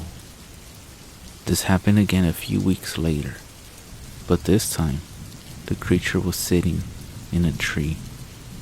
As his car approached, it climbed down the tree, again with quickness, bounded across the road, stopped on a dime, and turned around and made eye contact with him. This time, he had a friend in the vehicle who also saw it and began freaking out. It was the same exact thing as the first time. A simian black body with a snow-white, expressionless human face. My roommate, as always the curious one, turned the vehicle around and began searching for the creature, but it was nowhere to be seen.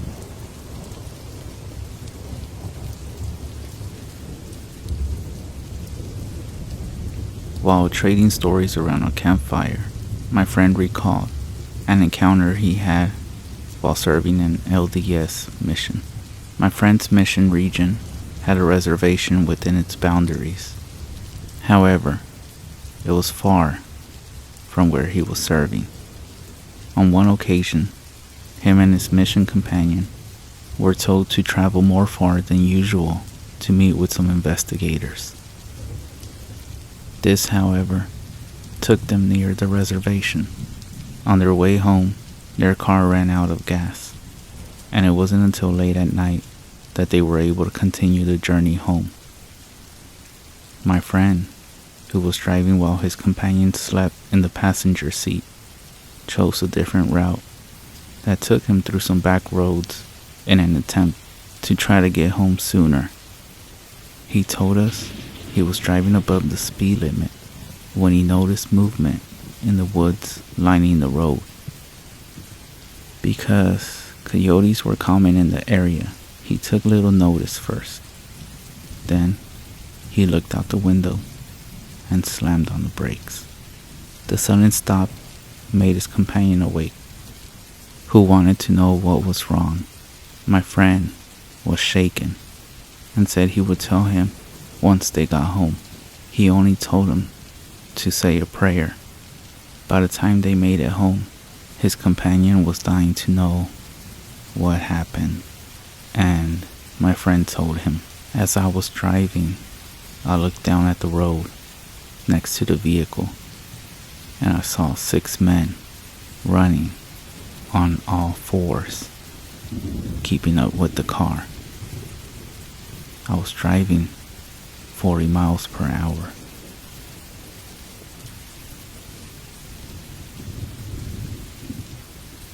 This is my father's story, written from his perspective. When I was about 11 or 12, we lived in a small house made of mud and stone. A lot like our house now. It was 2 of my brothers and I in the house. Everyone else had gone to the Hymas festival and left us to tend the sheep. We were getting ready for bed when we heard the dogs going crazy outside, thinking it was nothing more than coyotes howling in the distance. We screamed at them to be quiet. We began to fall asleep, and the dogs would not be quiet. Somehow, I was able to go to sleep for a few hours. Then, I woke up very late in the night. It was very quiet and still in the house, except for my brother snoring. I then realized I needed to use the bathroom, so I woke up my brother to take me to the outhouse in the back. He teased me about being scared, which I was. We went out with our flashlight to the outhouse. The dogs then began with their crazy barking out in the brush, going from one place to the next. My brother went first, and I waited outside for him. While I was waiting, I tried to follow the dogs with my flashlight. Then, there was a very loud whine from one of the dogs. Everything went quiet again. It was way too quiet for that time of the year. Not even the sheep were making noise. Suddenly, I heard a few of the dogs by the truck. When I looked over, there was this man. He was unbelievably tall, leaning one arm on the cab roof of the truck. He was looking at the dogs for a little bit, and then suddenly kicking one of them, making them scatter in different directions. The thing then looked up at me, and I saw its face. It had a pure white face, like a full moon, 2 burning red eyes, and a slight smile that was pure black. I could not move or make a sound. It began to walk towards me with long strides until it finally towered over me. All I began to see was dark red, like the color of the blood when you cut the throat of a sheep. I kept getting deeper and deeper into its eyes. I could faintly hear my brother coming out of that outhouse. With this, the thing looked up at him. Reality came rushing back to me. I noticed that my brother was too distracted with his buckle to realize what was going on. I also noticed that this thing had long hands, hovering just inches from my head. Its skin was black ash, and he smelled like a bloated, dead animal in summer. I was still unable to move or speak. The Skinwalker began to move towards my brother. Finally, noticing this figure, my brother became paralyzed, as I was. Closer and closer it drew, reaching an arm out towards my brother's head. When something finally snapped in me, I became unbearably angry. I broke from this trance and lunged at the Skinwalker, raising my arms like a wild animal and baring my teeth at it. A growl came out that I never knew I could make. I became more and more angry at the thing that was trying to hurt us. It kept that smile at first, but the angrier I got, the more the smile faded. Finally, with everything I had, I began to make this primal roar at it. It fell backwards and ran away into the night. Looking back at me, its eyes were dim and dull, its smile now long gone. The next morning, the family returned home from the festival. After telling the story to my parents, they quickly hired a medicine man.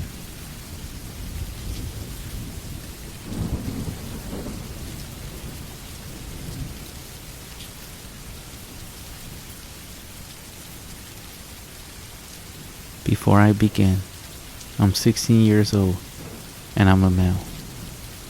About 3 years ago, I was in Virginia visiting family over summer. We were right outside the DC area and staying in a 2-story house near the freeway. On the other side of the freeway was a forest. So my mom, her boyfriend Eric, and I were all staying with Eric's parents. We had brought some night vision binoculars and decided that tonight was the perfect time to use them. So after dinner, we gear up and head out. We pass under the freeway and head into the woods. When we get about 5 minutes into the forest, we set down our bag and take out our binoculars. My mom looks around with them for a while, seeing a few squirrels here and there. She gets tired of them and passes them to me. I look around for a while, being careful not to look at the freeway for fear of being blinded. I spot something behind a tree about 50 feet to our left. I concentrate on it, trying to figure out what it is. It looks like a pale, bald, anorexic man looking straight at us from behind the tree. I get a bit uneasy, but I'm hesitant to believe it's actually there. I ask Eric to take a look, just in case. To my despair, he sees it too. He describes it much the same way I did.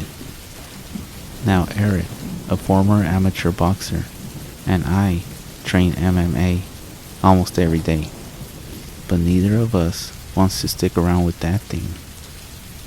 We start heading back to the house, crossing under the freeway. We take another look behind us as a car comes by. All three of us see glowing eyes lit up by headlights on the other side of the freeway. We say, "Fuck that," and head back to the house. When we get back, Eric's parents are asleep, and my mom and Eric go upstairs to the guest room. There's only one guest room, so I have the couch downstairs. I'm a little too excited after seeing the thing in the woods, so I end up staying up all night. Around 3 a.m., I'm watching TV and start hearing footsteps above me. I quickly remember our earlier encounter and panic a little.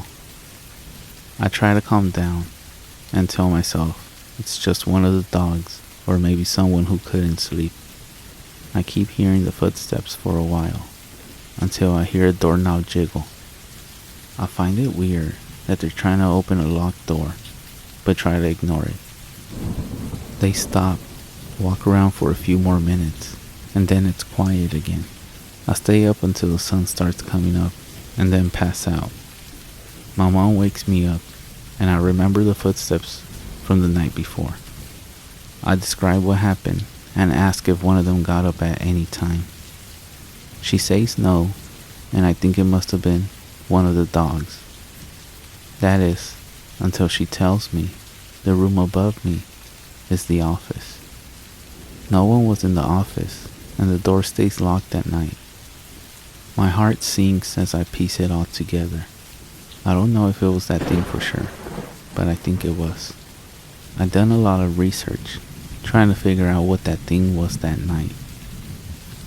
I found two creatures that seemed to match it. I think it was either a skinwalker or a wendigo. Whichever one it was, I'm just thankful that door was locked. I know I wouldn't be able to fight that thing, no matter how tough I am.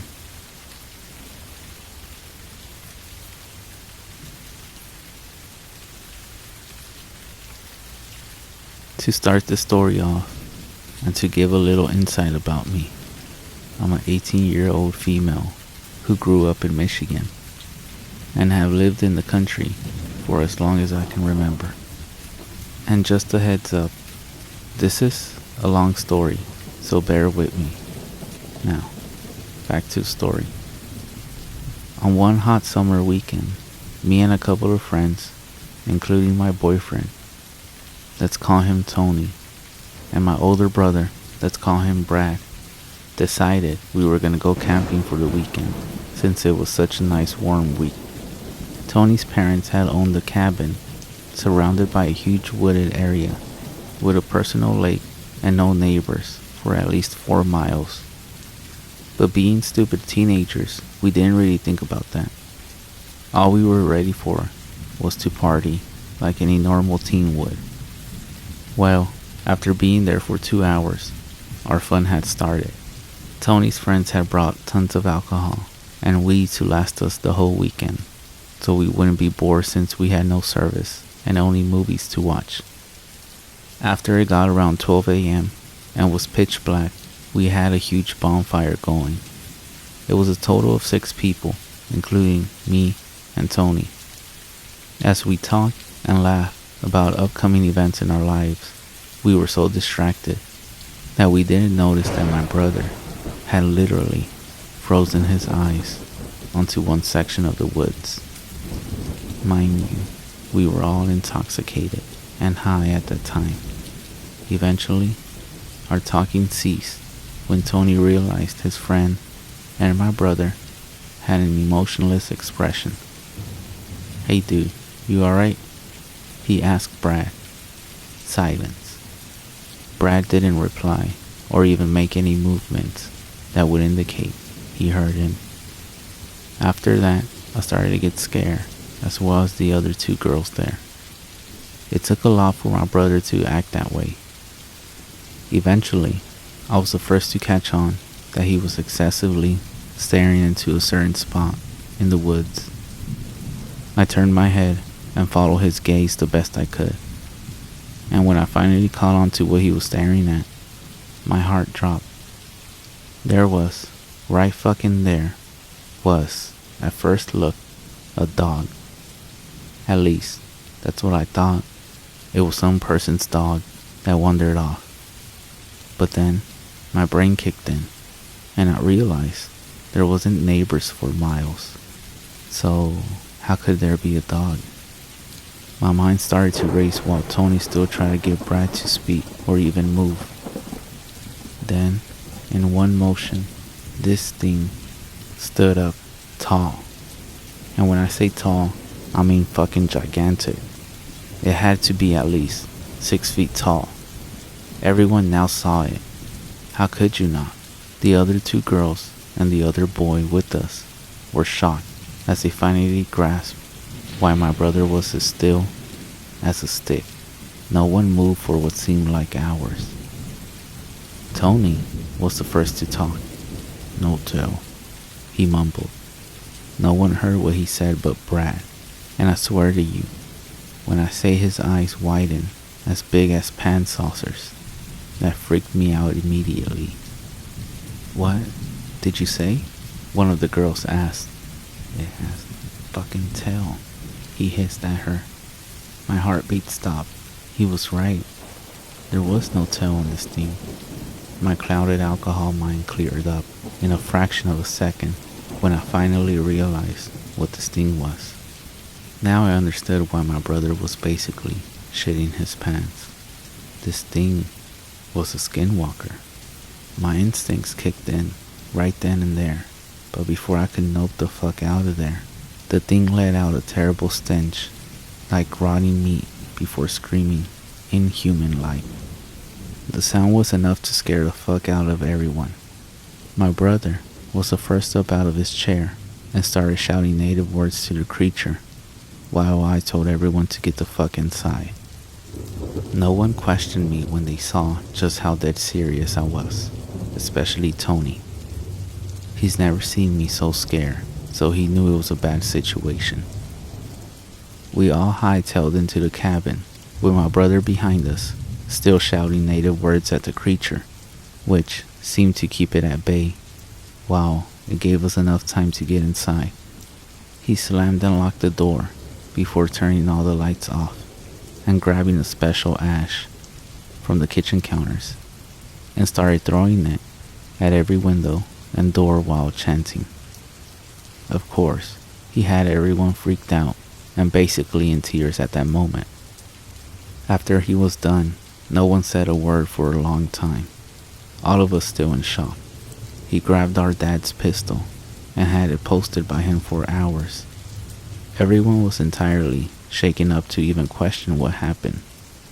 We must have fallen asleep eventually, because I woke up to my brother packing all our stuff into the 2 cars early in the morning. I understood why. We had native family. We knew what we were dealing with, and we knew it would come back, and maybe not alone. Before we left, I did a blessing on the cabin and spoke a few calming words to the still very freaked out girls. We left as soon as everything was packed up. To this day, we still haven't explained exactly to our friends what happened that night. But they have also never bothered to ask us.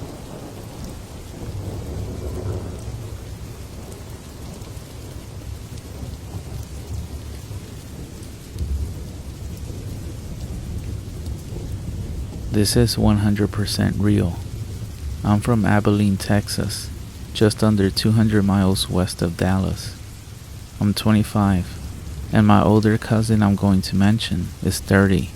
We have family in San Antonio that we visit every year in the summer. And when I say I mean my grandmother and her daughters, my mom being one of them, and the rest of her sisters, and all their kids, my dad and my sister, my wife and kid, etc. We have a pretty big family, so we make a vacation out of it. We enjoy the water parks and have barbecue and things of that sort. So basically, to not make this too long, some of us took off to San Antonio around lunchtime, one Friday, the weekend of our vacation. Now typically, it's about a 3.5 hour drive if I'm in no rush, and even 4-hour trip. Some of the family left around noon and made it by 4. But me and my cousin, his name is, well, we'll call him Steven. Me and Steven couldn't leave till we got off work Friday around 5:30 to 6. So we left around the same time, which was 7:30. We didn't plan that. He has his own family and I have mine. We also both had one kid at the time and are both still married. So we hit the road, and 1/3 of the way there, in Brady, Texas, we noticed each other at the gas station. What are the odds, right? So we were laughing, and he took off as I went inside and told him I wanted 20 on number 3. I always like to have more than enough fuel on road trips. So after I filled up and checked the baby and wife and make sure that everything is good, we get back on the road. The sun has faded away and it's almost pitch black now. If anyone has driven 283 south, it turns into US 87 just after Mason, Texas, all the way to Fredericksburg, Texas. And basically, the only light for that hour-and-a-half strip is your headlight, and that's where it happened. So we're cruising, and there's deer signs every 10 miles or so, because there's so many of them on that strip. So with my aftermarket headlights on my 2013 GMC Sierra, it's very well lit, so I feel comfortable knowing that I'm driving safe in case I see something run out from the side of the road. And just after Mason is when I saw it. So I'm driving south and this thing is walking north in the direction towards me on the same side of the road as well. So it was on the passenger side of the truck as we passed. It was walking all the way to the side of the road, but not quite on the grass either. My wife was on her phone as I said, "Did you see that?" She said, "See what?" Now keep this in mind. I just previously mentioned it's pitch black. I haven't seen a car on the side of the road, much less a house or ranch, for the last 10 minutes or so. So I can't really describe. What I saw was a human body with a sheet over it. It seemed to be human legs and feet, but I couldn't really tell because I was going 77 and it happened so fast. But it looked like human skin and flesh from the shins down including toes, and I watched it as it took 3 or 4 strides. It didn't seem very large in size, maybe 5'9" or 6 feet at best, not bony, not obese. Also, I didn't see arms, it was literally a whole white sheet looking fabric over its whole body. I mentioned the height because of the Skinwalker talk, but what freaked me out the most is how or why would some sick bastard pull a prank like this? If they did, where did they live? I'm talking about some Jeepers Creepers bus scene back road driving, that kind of empty. Another thing to mention is that the sheet didn't have holes cut out for the eyes, so how did it see in pitch black? And whatever this thing is, how did it know not to walk in the middle of the street? I had so many questions, but I didn't want to freak the wife out, so I just floored it. I started going around 105 and had to calm myself down because I kept looking in the rear view mirror looking for headlights on some Jeepers Creepers shit again. I don't know why I keep referencing that movie because I haven't seen it in like 5 years. But still, here's the best part. I got over it when we got to the family's house and showered and got all settled in. And that's when I went outside to go chill with the family and catch up. And that's when I overheard Steven telling them what happened on the drive over between Mason and Fredericksburg. And that's when every hair on my neck and arms stood up. And it just did again as I'm typing this. The picture is so vivid and the feeling is so real. I looked at Steven and I asked to describe what he saw. And he described exactly what I saw as well. We were so surprised. Again, could it have been some weirdo playing a game? A ghost? How cliche with the whole white sheet thing, right? Or a real serial killer waiting for someone to turn around? I don't know, but for damn sure, I wasn't gonna be the one to ask him if he needed help. So from this day on, I refused to ever drive to or from San Antonio, Texas after dark. Have y'all ever seen anything like this in South Texas? Comment and let me know. Thank you for reading my true story. Have a great night.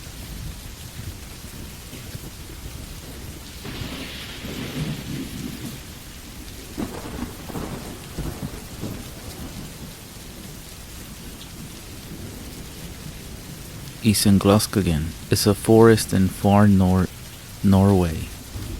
I recently moved to Luxalev for work. Even though it was January, I figured that since I was out in the wilderness, that I might as well go out into the woods to explore a bit. There wasn't a whole lot to do in town. Besides, I heard the trails in this part of the country were pretty nice. There was only a few blocks between my house and the edge of the woods. Anyways, I grabbed a bottle of water and a little bag with trail mix. I was going on a trail after all, and off I went. It had snowed the day before. I guess snow is pretty common up here. It was a pretty soft snow, the kind that ski resorts prefer. It would crunch loud as I stepped on it. Despite the trail being covered up by the snow, I was pretty confident in my ability to keep track of the trail, since the forest was somewhat dense, and the opening where the trees were removed was distinguishable, and so I wasn't worried about getting lost. It was still pretty early in the afternoon, only about 1 p.m. I wasn't worried about the sun going down.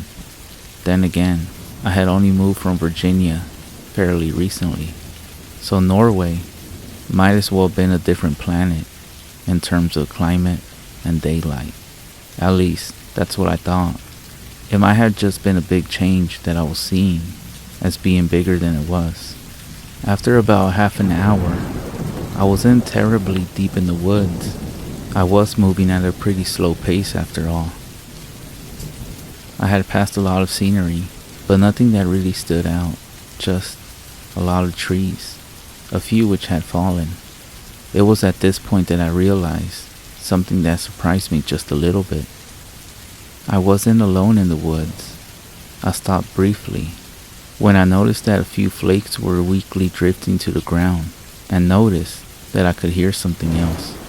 I could hear the sound of snow crunching under a human's foot. They didn't sound like they were wearing heavy boots or anything. It was much more quiet. I could only really tell it was a person because it was clearly 2 feet. They sounded distant, just barely close enough for me to actually hear it. The woods were pretty quiet. It wasn't windy or anything like that. That's when I saw her in the distance. A woman. Even though my memory is shaky, I say that she was about the ballpark of about 50 yards away. I could just barely see her moving between the trees, drifting almost casually through the snow. But something struck me about her appearance though, so I knew I had to get closer to her to know if I was right or not. So I pursued her. I didn't want to call out to her yet, but I did begin trying to hurry up. She didn't seem like she was moving very fast, but I was struggling to keep sight of her in the forest. Finally, I was about 10 yards away from her, and now I was close enough to confirm what I thought I had seen before. The woman was completely naked. I figured this woman must need help, that she must have been on something, or she was mentally ill. Nobody walks around in the snowy woods with no clothes on, with nothing on. "Excuse me," I piped up, but she didn't acknowledge me. She must have been on some serious drugs. "Excuse me," I repeated, a bit more loud this time. She kept walking, even though when I said that, her pace had slowed just a little bit. I didn't mean to stare, considering the situation, but she really was gorgeous from what I saw of her. Without going into any details, I'll just say her body, and what little of her face I managed to see, was damn near perfect. I shook off the distraction and began trying to approach her. I got to about 5 yards from her when she suddenly stopped. It was such a sudden thing that I stopped too. "Excuse me, ma'am. Are you okay?" I asked in the best Norwegian I could, even though I knew it wasn't very good. She stood motionless in the forest for a few seconds before quickly turning to me. I then got a good look at her face. She didn't seem bothered by the cold. Her flowing blonde hair looked to have just come from a salon. Her body didn't seem to be reacting to the cold at all. No frostbite, no bluish tint, no shivering, not even one single goosebump. What really struck me about her was her eyes. Her eyes were an icy, cold-looking blue, almost gray. She had no expression, and despite having turned to me, she didn't seem to really notice that I was there. Her face and body language didn't indicate that she was actually acknowledging me. She never looked directly at me. I figured that she must really be on some serious drugs. I stopped for a second or two to think of what she might be on, before remembering her current situation. Ma'am, are you alright? I repeated. No response. I can call a hospital for you if you need me to, I offered. At that point, I realized that I didn't bring my cell phone with me. Shit, what would I do now? I had no way of contacting authorities with this drugged up naked lady in the middle of the frozen woods, but I didn't feel comfortable just leaving her out here to go and get help. What if a search team wouldn't be able to find her in time? How long has she been out here anyways? I figured that my best option would be trying to get her to follow me back to town. Ma'am, would you like my coat? I offered. It was better than just letting her freeze, after all. She didn't react to my question at all, despite the cold. I took my coat off and began to approach her. That's when I noticed something I didn't notice before.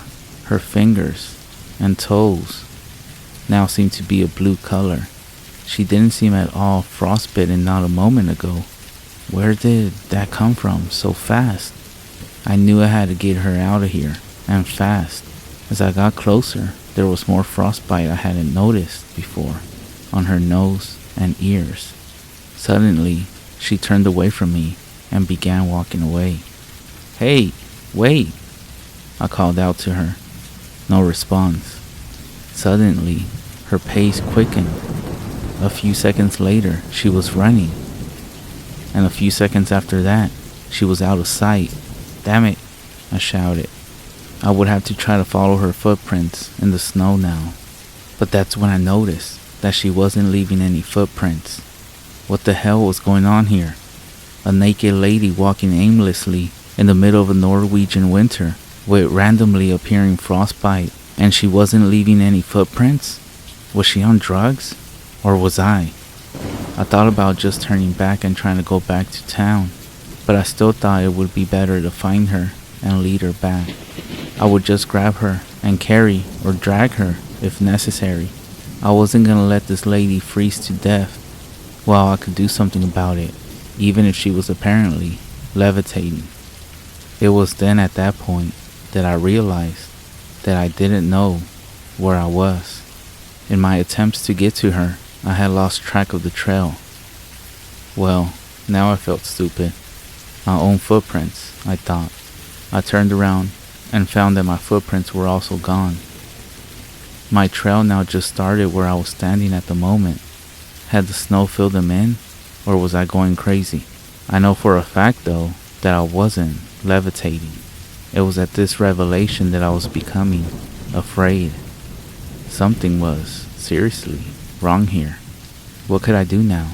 I didn't know where the lady was anymore, and I didn't know how to get back to town, even if I did find her.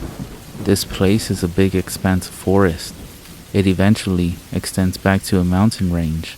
Unfortunately, the trees were too thick to see the mountains for reference. Where the fuck was I? I could see one thing, however. The sun was starting to go down. The sun goes down pretty early around here. I guess it was a mistake to go out this late, since I figured I would have been home by now. I decided that all I could really do was just start walking the same direction I thought I had come from. I picked the direction that had been directly behind me when I lost sight of the woman. I figured that if I could find the trail, it would be easy. But I felt terrible leaving her that way. But I needed to know where the hell I was before I could effectively help her. I was now considering just rushing home and calling the authorities to be the best available option. But first, I needed to find home. I walked for what felt like hours, through snow and trees, without ever finding a trail. I didn't know if my mind was playing tricks on me, similar to my footprints disappearing, or if I had actually gone in the wrong direction. I paused to look around when I noticed a woman walking off in the distance. Relative to where I was, she was at 3:30, about 20 yards away. I stared at her for a few seconds, realizing that she was actually looking at me. The fact that she was looking at me was creepier than when she wasn't. I was frozen in place, too confused to approach her. I knew I needed to help her, but I wasn't sure if I wanted to anymore. All of this seemed so off. She then began taking a few slow steps towards me, to where I was. I don't know why, but I was getting scared now. I took a few steps back to attempt to match the ground she was gaining on me. She didn't seem determined to get to me. In fact, despite looking at me, she didn't seem like she actually noticed me. I was, for some reason, apprehensive to turn away from her and just run. I was still clinging to the idea that this was just some normal woman, out of her mind, on drugs, who also needed my help. My own pace was beginning to slow down. I don't know why, but I wanted to get away from her, for some reason. But my body just wasn't moving the way it should have been. On top of that, I was so cold, it was like ice was forming in my blood, and she was catching up to me pretty quickly. "Ma'am, if you need help, I can help you," I said. "We can get back to town. Lakasalev, you know where that is, right? It's just on the outside of the woods here. Do you want me to help you?" No response. I looked down and noticed that her hands and feet were frostbitten. There was also patches of frostbite all over her body now. Had her condition become more severe?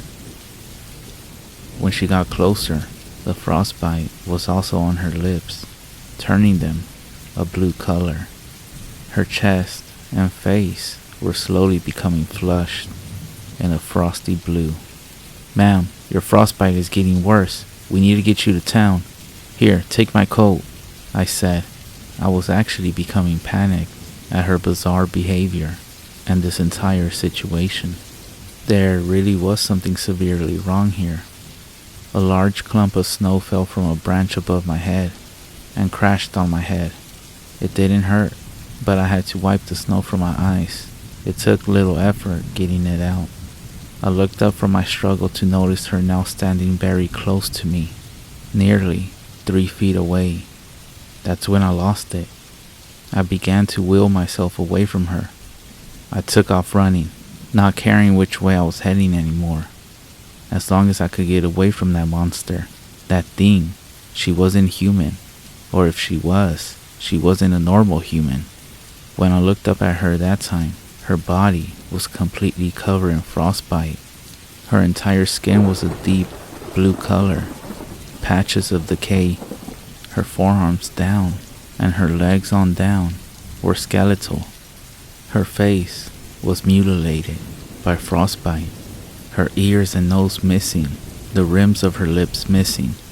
Her chest was actually missing entirely, with a large patch of mutilation carved into her chest by frostbite, exposing just a small amount of her rib cage. I was just about out of my mind. I was actually running now. I had no idea where I would end up. I was just hoping to find the edge of the woods before she might have found me. I couldn't tell at all if I was getting closer to safety or further into the woods. Then I kind of wondered if just escaping the woods would be enough. Would she follow me out? I didn't know what to think anymore. That thing, obviously, wasn't human anymore, assuming it ever really was. So I didn't even know if it would conform to human logic. All I could do was cycle through begging not to be found, begging to escape somewhere else, begging to escape somewhere safe, cursing my entire decision to go walking out in the woods, cursing the woods themselves, asking what the hell she was. All of this. It was all I could do while running to avoid going crazy. I don't know what's going on. Maybe it was making the whole thing worse. I ran for what must have been another few hours, and it was dark now. As I was running, I tripped over a root, steered sideways, and slammed my back into a tree. It was now too dark for me to see anything, and I was now too tired to even move. If she were to find me, that's all there was to it. I would have to rest, build up some strength. I backed myself up against the tree I had collided with and stared into the blackness, hoping not to get attacked. I remember the food I brought with me and pulled out my bottle of water. All of the liquid had frozen solid. I found it very strange because I didn't really think it was cold enough for that to happen, especially since it had been in my coat pocket the entire time. Maybe I was going crazy, or maybe I was just losing it. Well, I couldn't drink ice, so I moved on to the trail mix. It was fine and gave me a bit of strength. Stopping to eat actually gave me the chance to try to collect myself. I could really only wonder what the fuck that thing was. Why I was seeing so many weird things going on with the snow and ice. There had to be some kind of connection, but I wasn't about to approach any solid ideas as to what it was. As I sat in the dark, I could hear snow crunching somewhere. It was pitch black, but I could tell it was somewhere to my right. I was too exhausted to move now. All I could really do was sit against the tree and hope she didn't find me, or at least hope that whatever she would do to me wouldn't be too bad. But for some reason I doubted that. When I looked at her back then, she was looking at me for just a second. When I could see what she really was, that frostbitten body, her eyes stayed, but they were glazed over, like she was drugged or something. For just a second she looked right at me. I can't even think of what she might have wanted to do to me, but I'm not really liking any of my options right now. As I sat there, listening to the distant crunching, I focused so intently. I could feel every single snowflake that was hitting me. They seemed to be getting colder, somehow. The entire forest seemed to be dropping in temperature. I honestly wasn't sure I would live to see her catch me. I might end up freezing first. I was trying to think that maybe I shouldn't just be sitting here, but I couldn't decide which was more dangerous. Walking around hoping not to be found, or sitting in one spot hoping not to be found. I wasn't sure what to do either way. I looked behind the tree to still see nothing in the dark. I was pretty quickly darting my eyes and head around, desperately trying to get a visual on something, anything. I couldn't even see the tree I was leaning against. It must have been a new moon or something. I was so paranoid. I was pretty quickly losing track of time. I had no idea what time it might be, but things were starting to get blurry. At some point, I must have fallen asleep, because out of nowhere, I opened my eyes to see broad daylight. In hindsight, I kind of wish I'd been able to stay awake. Even though nothing happened, something easily could have. In fact, whatever that thing was, seemed to have such a good grasp on the woods. I'm actually surprised she didn't find me. The only thing I can really think of is that she must have found me, but thought it would be too easy if I was sleeping when she did it. I looked to my right and saw footprints in the snow. Not a trail, just two footprints, side by side, like somebody was hovering over me, landed right there, and flew away. Was she watching me the entire night? Fuck that. I think that might actually be worse than if she caught me, 'cause now I know she's toying with me. I'm not sure if she considered me more prey or a toy, but I didn't like either option. Now that it was morning and I had rested, I decided I needed to start running again, trying to find the trail, the edge of the woods, anything. Honestly, I was sore as hell from all that running. but I guess I couldn't avoid more of it. I started off at a slow walk, keeping my eyes out for whatever that thing might be. This was a bit difficult, since I wanted desperately to just take off and run. I had to think about where I was going, instead of just zipping around blindly. I thought of looking for moss on trees, since I knew the woods were to the southeast of town. Conveniently, the trees had no moss at all, nor did the nearby rocks. I tried to think back on where the sun set last night, but I wasn't awake to see it rise, and I was running so blindly I didn't notice where it set. The sun was currently to my left, but I didn't know what time it was, or what direction that was, so that was worthless. I wish I was an expert tracker. I'm sure some hunter or navigator would be able to get me out of the woods.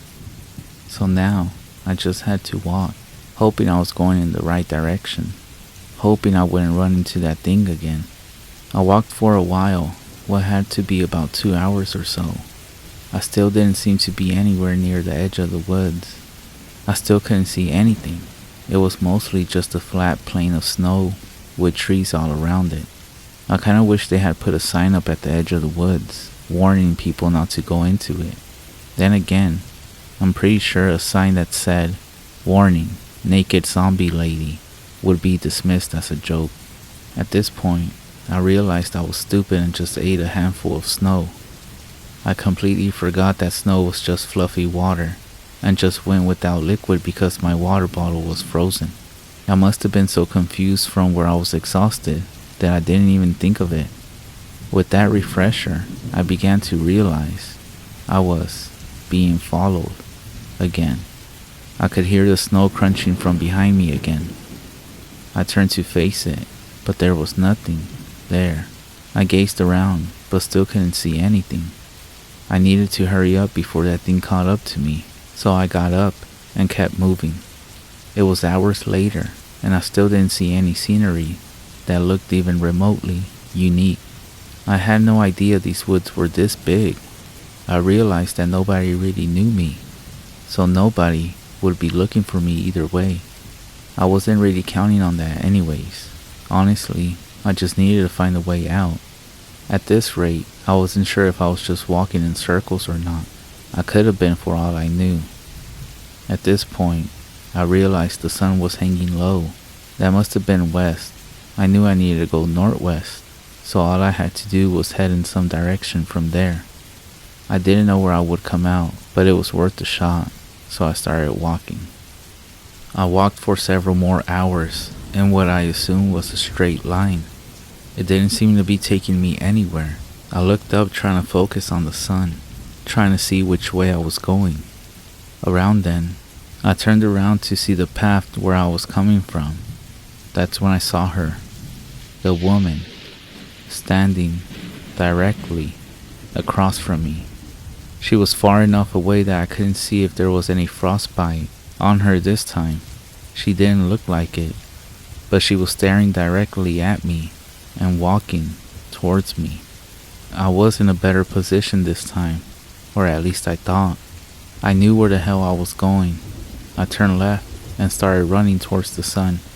I knew that there was a highway that went through a part of the woods. I wasn't so intent on getting to the highway as my definite destination. If she blocks my path directly to town, I can find some semblance of civilization. I ran for a few minutes before realizing that I had lost her, or at least it looked like I did. I wasn't sure anymore. I knew she could be anywhere. I slowed to a stop and surveyed my surroundings. I couldn't see her anywhere, nor any sign of her. A small amount of sunlight was peeking through the trees now, but I could tell it would most likely be setting within the hour. I had to find my way out before that happened. Otherwise, I would lose my only usable reference point. I took off running again, sprinting through the forest, dodging between trees. I had no idea how long I was running for, maybe 45 minutes, but it was also getting darker. I was losing light and my ability to navigate. I could only try to keep running in a single direction, then just keep going that same way once the sun was down. I felt I had a pretty good system now. Surely, I couldn't get lost if I kept in a straight line. The only thing I really had to worry about was getting interrupted. At that point, I crashed into a tree. I had been running for hours. I must have been tired again. My coat wasn't really protecting me from the environment the way it should have been also. As I slowly rose to my feet, I saw an opening in the trees. It was the trail. I had finally found it again. I climbed back to 2 feet and staggered onto it. I felt a lot better knowing I had found a sign that I was on the right track. I then realized I had something of a conundrum. Should I really follow the trail, or should I keep going in a straight line the way I was? I remember seeing a map of the trail outside, seeing that it wasn't just one trail, but a huge network. I don't remember any specific directions, but I knew that just blindly following the trail might not necessarily be a good idea, especially now that I was already on a good path. I decided the trail could screw itself and kept walking in a straight line. It was also very dark now. I could barely see. I couldn't quite move as quickly as I was before, but I wasn't about to just stop. I didn't trust my safety to that monster. It was now practically pitch black again. I didn't know what time it must have been. I had been switching between walking and running for more than 24 hours now. When the fuck would these woods end? These woods couldn't have been this expansive. They just couldn't have been. I must have been just completely lost at this point. I didn't know what to think at that point, and I still didn't know, to be honest. I was lost in thought, and then I realized the sun went down. The night wasn't quite as dark as the night before, but it was still nearly pitch black. I wouldn't just be running blindly anymore, so I kept walking straight. I felt in front of me for trees, groping blindly like an idiot. I must have looked like one to that sadistic bitch. I went on grabbing at nothing for several hours. It had to be past midnight when I felt something that wasn't natural. I felt a quick brush of a wispy, spiderweb-like form. It was hair. That woman's hair. That thing's hair. I stepped back for a second. Looking around in the darkness, I couldn't see her anywhere. I could just barely make out the trees around me. I stood mostly blind, helpless against this monster in the dark. At this point, not being able to see her was worse than actually seeing her.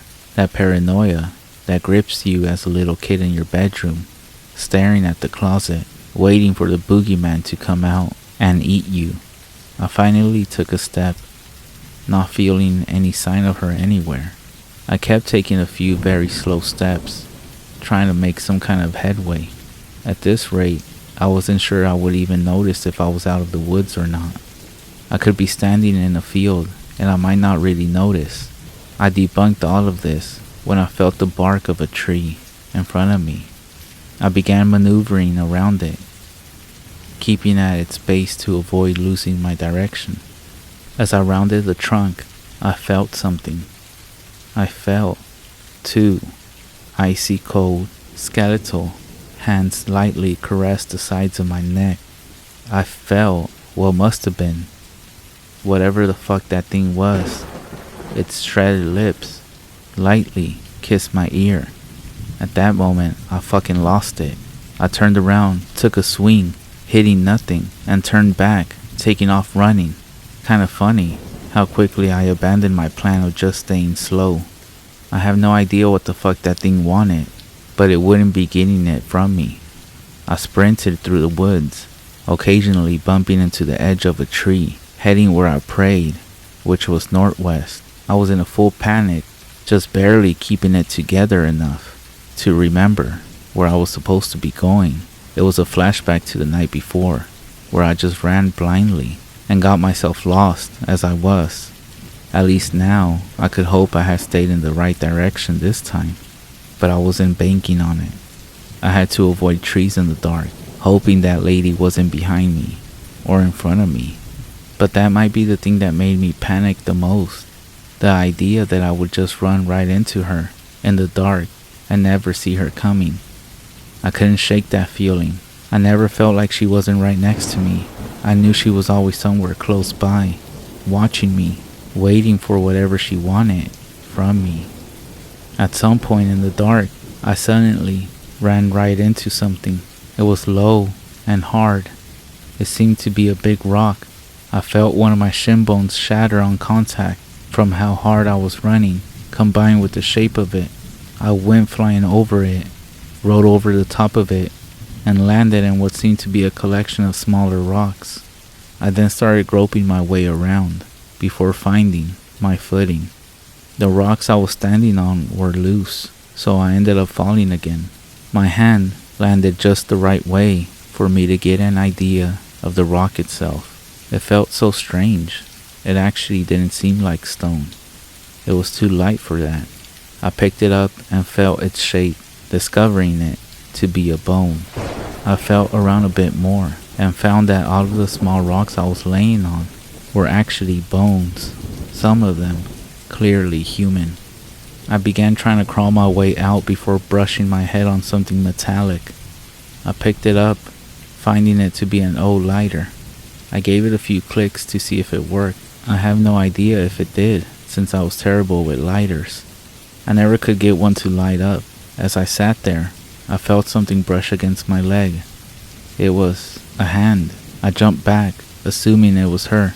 As I backed away, I heard what I can only describe as a hoarse, weak, wheezing noise. I grabbed a large rock, crawling over it, attempting to rest for energy. I wasn't sure how well I could do with that busted leg bone. As I sat back, I could hear snow crunching from behind me. I listened carefully, trying to see exactly where it was coming from.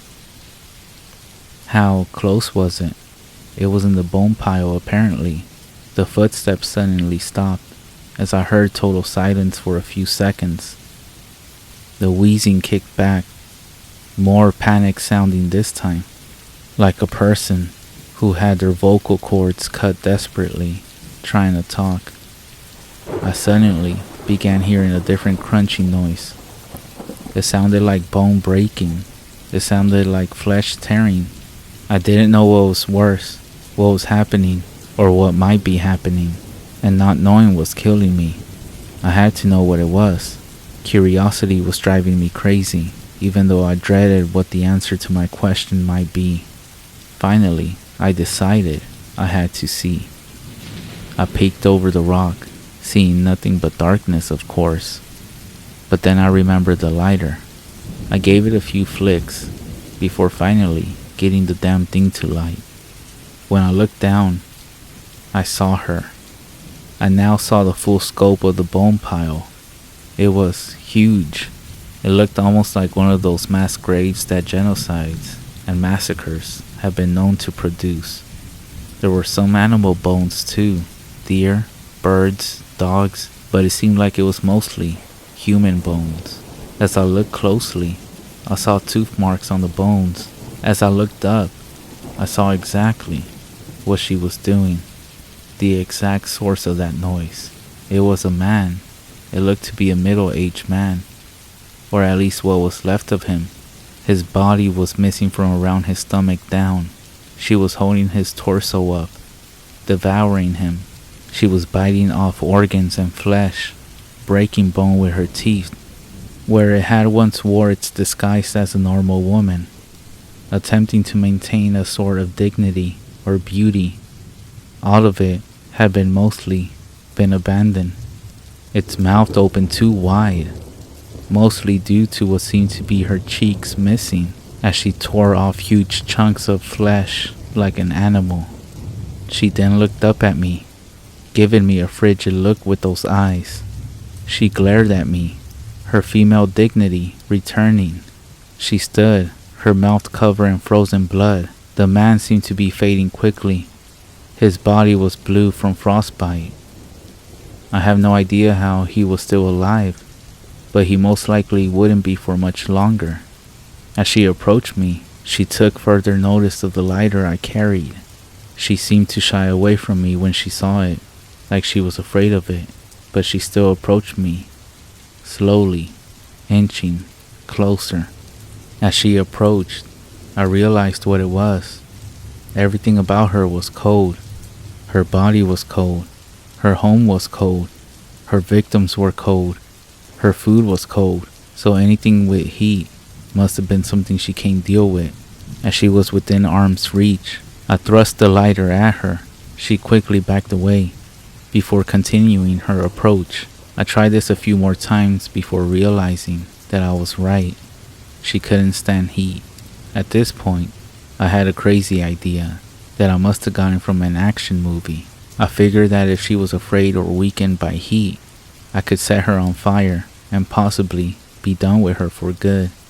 As well as I could, I kept the lighter lit up and gently tossed it at her, reaching right into her hair. Her hair, lightly, catching a slight bit of fire before the lighter faded out onto the ground. I couldn't see what was happening, just embers coming from her, apparently burning her hair.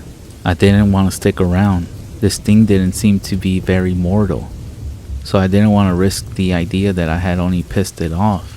As best as I could with my busted up leg, I took off running, which actually wasn't very fast, more like limping away, but it was fast enough. I didn't see any really convincing signs that she was following me, but I'll never be sure.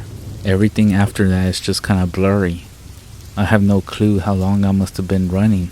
It seemed almost like I must have fallen asleep while running, because suddenly I was reaching the highway, staggering out onto the pavement and collapsing. At this point, I blacked out. What happened between then and when I woke up in the hospital was extremely fuzzy. I must have been picked up by somebody at some point, but I don't remember who they were or when they came along. What I do remember was coming to my senses for a few seconds in somebody's car, or it might have been the cab of a truck. The person asked me who I was, and I answered. They asked me what I was doing out in the woods and what happened to me. For all I know, I blacked out again before I could answer. I woke up in the hospital in the afternoon. The doctors and police were asking me what happened to me. I didn't mention the bones, fearing that by doing so, I would end up sending some police officers to their death. I just told them that I had gone for a walk in the woods and became hopelessly lost. One officer asked me about the marks on my body.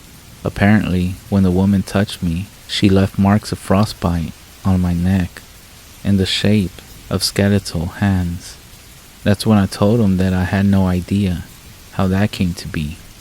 They didn't really seem to press the issue after that. I got home a few days later. I started my job a few days after that. I wasn't really that great in Norwegian, but had a passing knowledge of it. I asked a few coworkers about the woods, about that forest. An older guy told me about the woods being haunted by something, but he didn't really elaborate, and I don't think I really needed him to, since I knew all that I needed to know about it. On some occasions, I feel like I'm still sometimes back there, when I get a sudden chilly draft in my house, and the feeling that I'm being watched. Even in the summer, even after I have moved out the country, which once again for work, the frostbite she left on my neck left a very visible scar. It still does hurt a little bit, especially on cold, snowy days. I don't recommend ever going there, not even for a second. I don't know what that thing was, where she came from, or if she even survived my attack. I was lucky to have gotten away, because I know that if I hadn't found that lighter, I would most likely have ended up the same as that guy. I do still warn you though, that if you ever do decide to go, I can't promise that you'll do any better than I did. And to all the men out there, if you ever see a naked woman out in the woods, don't ever approach her. As a matter of fact, run, turn the other way, and run opposite of her as fast as you can.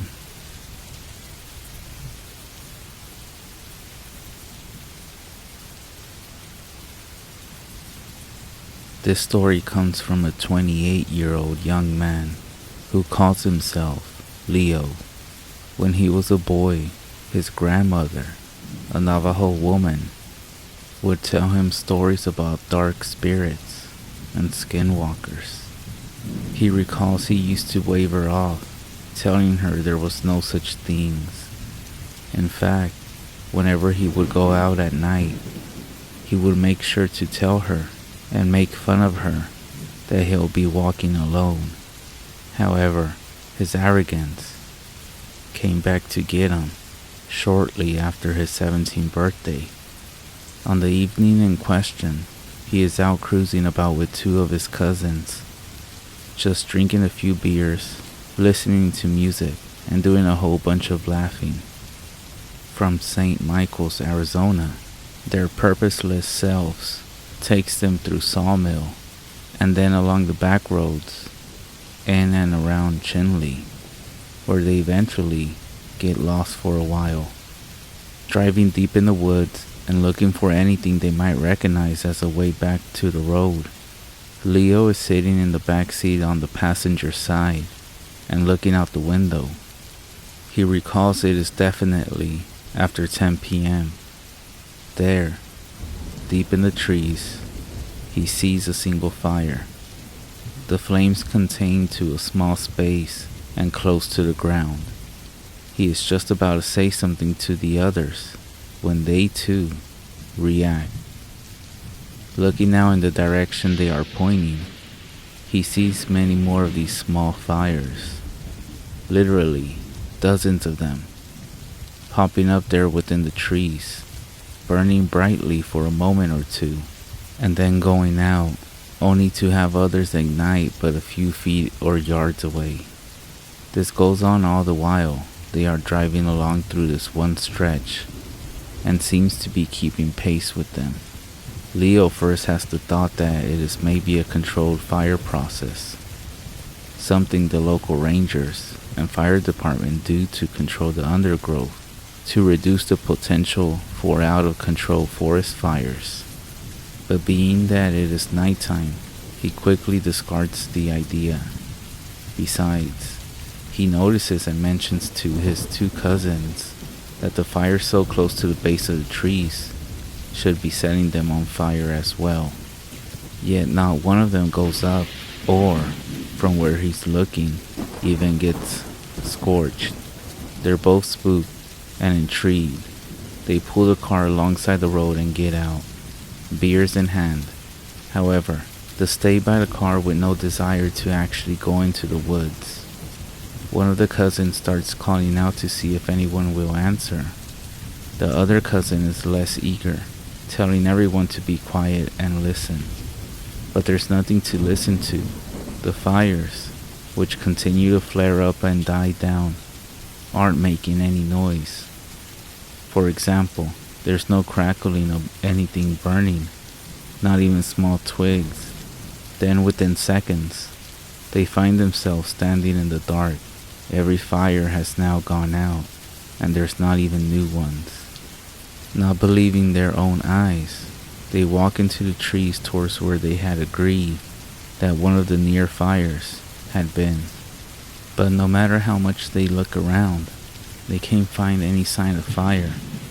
No smoke, no charred ground, and no ashes. Nothing.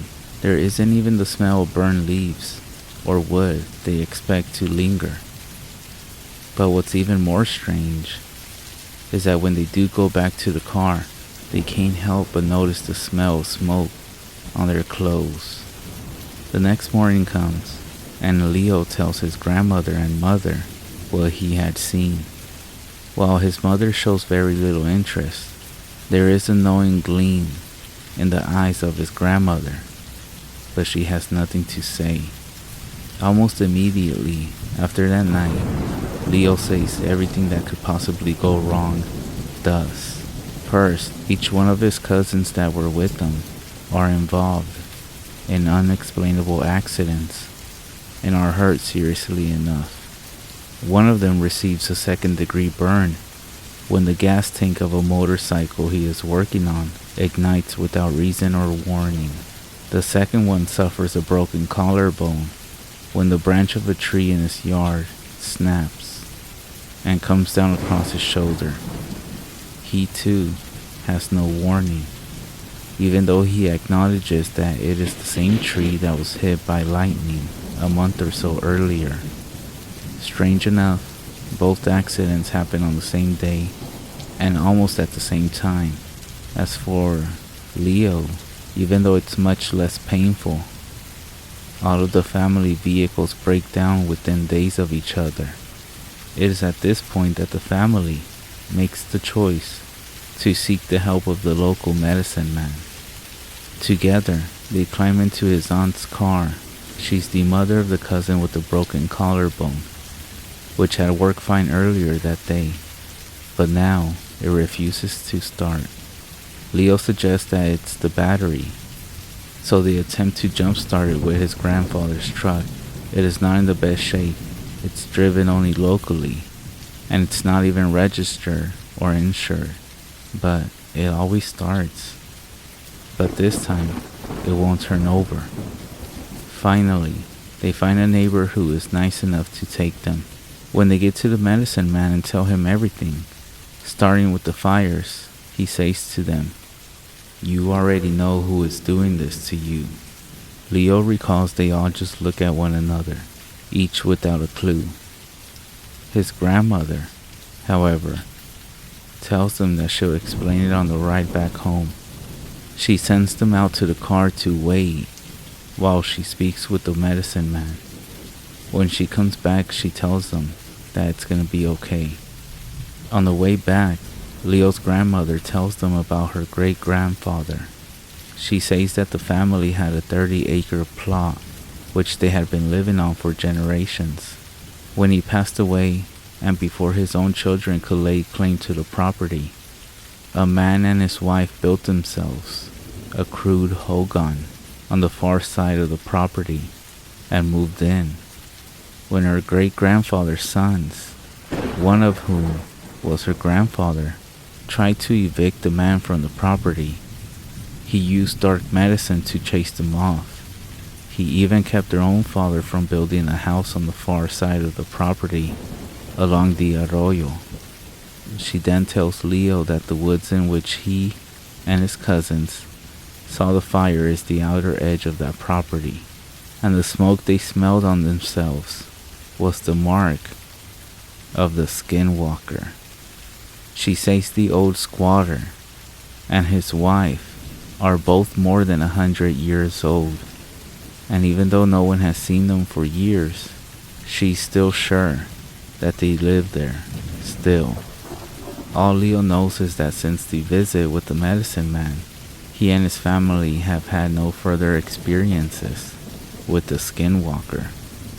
He says that there are nights when the dogs bark, and it seems they try to break free from their chains, like there's something out in the darkness, which they want no part of.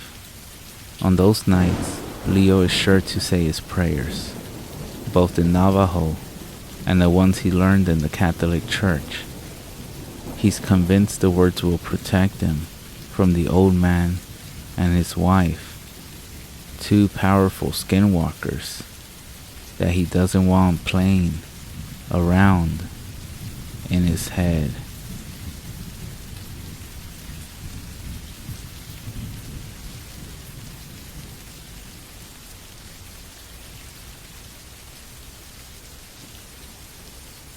My older sister, who is Irish, Italian, recently got married. Not her first, to this guy who is Navajo. Shortly after they settled down together, she has a boy from her first marriage. They invite me to hang out with them down on the reservation, where her new husband has a house and some property. I ended up bringing a few friends. Being a white guy, I know nothing about native or skinwalker lore. One of the friends that comes along, Gregory, however, is into horror and demons, things like that, and knows all these different werewolf, vampire, and even skinwalker stories.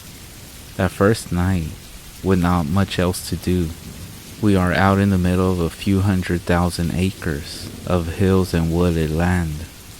We end up sitting around a small bonfire, with him telling us one story after the next. The next day, we all take a walk to the elementary school to bring my nephew home. My sister usually picks him up, but she has some errands to run. Along the way, we pass this scraggly looking dude sitting beneath this tree beside the road. He looks kind of old, but in a way that is difficult to say just how old. Regardless, it's definitely creepy the way he's watching us. His eyes kind of flat and dull, as if unaffected by the sunlight. As we make our way back from the school, my nephew seems pretty quiet and shy. When he sees this guy, he ducks behind me and starts tugging on my shirt. I ask him what's up, and without taking his eyes off the guy, he whispers, "I don't like that man. He's bad." The way he said it gives me chills, but I really don't think all that much more about it. Well, that night, Gregory and my other two friends, Jeff and Sarah, and I all head out to go check out this abandoned part of the reservation, which supposedly is haunted. We had been warned not to by my brother-in-law. He says it is an inhabited place of ghosts of the past and some kind of dark being. Of course, that only serves to make us want to go even more. So we dismiss his warnings and ghost stories, take the keys to my sister's SUV, and off we go. When we first get there, I have to admit, it is a lot spookier looking and feeling than any one of us had expected, consisting of only a handful of abandoned structures, most of the faded and graying wood, and the biggest of which is only 2 stories. It looks to me to have been some sort of mining town, like the kind that you see on westerns on TV. Anyways, just about every window is completely busted out, with only a shared appointed pane hanging here and there. There isn't a single door still in place, and definitely not an item of any value anywhere to be seen. In fact, there isn't much of anything at all. As we walk around, going up to and looking into some of the places, but not entering, Jeff takes us to telling us how this reminds him of one of his past flings with some girl. Sarah and I rolled our eyes, as we always do when he starts waxing old memories and then goes off a little ways, leaving him and Gregory together. We find a cozy corner out of sight and start getting comfortable, if you know what I mean. We are going at it for all 5 seconds when we both notice it has suddenly turned chill. Just as we huddle together for warmness, we hear a blood-curdling scream. We jump up and run back into the direction of the SUV and where we last saw Gregory and Jeff. There, they are facing the remains of the storefront, their eyes staring straight ahead and oblivious to the fact that we are there. Sarah and I both look to where they are staring, and we see this creature, that it is a wolf-like creature, but yet not being a wolf completely. I'm still not sure to this day if it was real or not. Either way, I for one am scared, as I have never been in my life. Its body is fully covered in hair, and it had these long wraith-like fingers, which end in thick curled nails, definitely claw-like. Its head is the worst though. Its eyes are just these 2 chunks of dark coal, flat, and emotionless. Its mouth is full of small daggers. I'm not sure how long we stand there frozen. Finally, it takes a step forward, and as if released from some spell, we bolt to the truck. Jeff and I jump into the front seat, he to the driver's side, and me in the passenger, while Gregory and Sarah go for the back. Jeff doesn't have his license, but at that point no one's arguing. The keys are in the ignition. He starts the SUV, floors the gas, and we speed off gravel and sand flying everywhere. I look out the window on my side, and then all around. I see nothing through the cloud of dust and the darkening twilight. When I turned to look back at Gregory, the only thing he could think to say is, "You got some lipstick on your chin." Just down the road some, Jeff slows the truck. By this time we are all laughing and making fun of each other for running away from shadows. Just then, a look of fright comes over Sarah's face, and without saying a word, she points a trembling finger out towards the trees along the side of the road. There, back in the dark of the trees, is where we see the shadow-like figure running just inside the tree line, as if it's keeping pace with us, and we all yell in unison to Jeff, and he again presses down on the gas. The SUV springs into life, but that thing, whatever it is, stays with us every inch of the way. It is only when we see the lights to my sister's porch that, making the turnoff to her, when we pull up to the house, my brother-in-law is out on the porch with this guy dressed in a long-sleeve button white shirt, blue jeans, and work boots. He later introduces himself as the local shaman. When we get up to the porch, the guy is in the middle of some kind of blessing. When he finishes, my brother-in-law simply turns to us and says, "Now you know, maybe next time you'll listen."